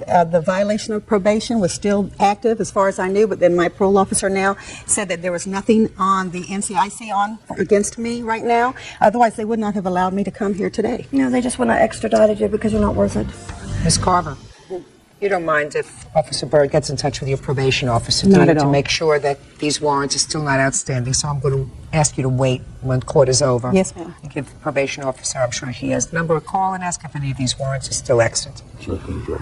Ms. Carver, My initial order was going to be in your favor for $1,200 for the rent that you paid. But the fact that you were arrested and used her identification without her permission, even though she forgave you, Right. she may have forgiven you until you filed a lawsuit against her. Right. And now she said, well, now that you filed a lawsuit against me, I want to be compensated for the embarrassment, the humiliation that went along with this identity theft, which is really what it was. You had forgiven your sister. Yes. Okay. Until this lawsuit. Yes, ma'am. Okay. You're even. Who are you living with? Myself. Good luck. Check with Bird. That's Thank all. you. What is our excuse? You may step out. I think it's fair because I know what I did to her was wrong. I don't hold it against her. I worked really hard for 3 years to straighten out my life, and I just wish it was not there to haunt me. I hope she gets her life on track and does good. We called your probation officer and everything's fine. Okay? Thank There you. go. Thank God you bless very much. Take Thank care. you. And now the next case. All parties in the matter of Warren versus Quintel. Step forward, please. 26-year-old customer service rep Lakeisha Warren is suing her former friend, 28-year-old maintenance worker Andrew Quintel, and his mother Joan Quintel. Lakeisha says Andrew owes for unpaid loans and for kicking her car. Andrew has a countersuit for harassment.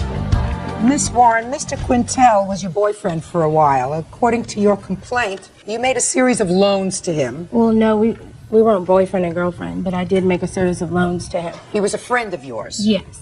And in addition, at one point you say that out of anger and rage when you refused to loan him your car, he kicked it, causing some damage. That's correct. Why don't you have a seat? Thank you. All right, when was the first loan that you made to him? 12/27 of 99. And how long had you known him before December of 1999? About 4 years. And tell me about how he approached you with regard to this money. Well, his job is like temporary, seasonal, so he didn't have any money. And since I worked full time, then he asked me could he get a loan. You have a cancel check? Yes, I do. Can I see it, please? I actually have 3 of them and one more. So you have 4 checks? That's correct. Okay.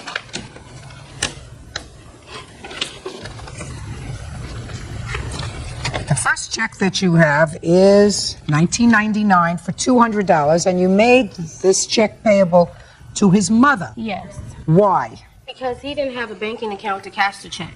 Then I see checks in the year 2000. So after he didn't pay you back the December loan, you gave him more money in February of 2000. Yes. Then there's another check here in April of 2001 for $1,500. Yes. Well, tell me about that one. That's made out to cash. I went to the bank and cashed the check in the pretense that he would pay me back on his next work day, which was the 10th.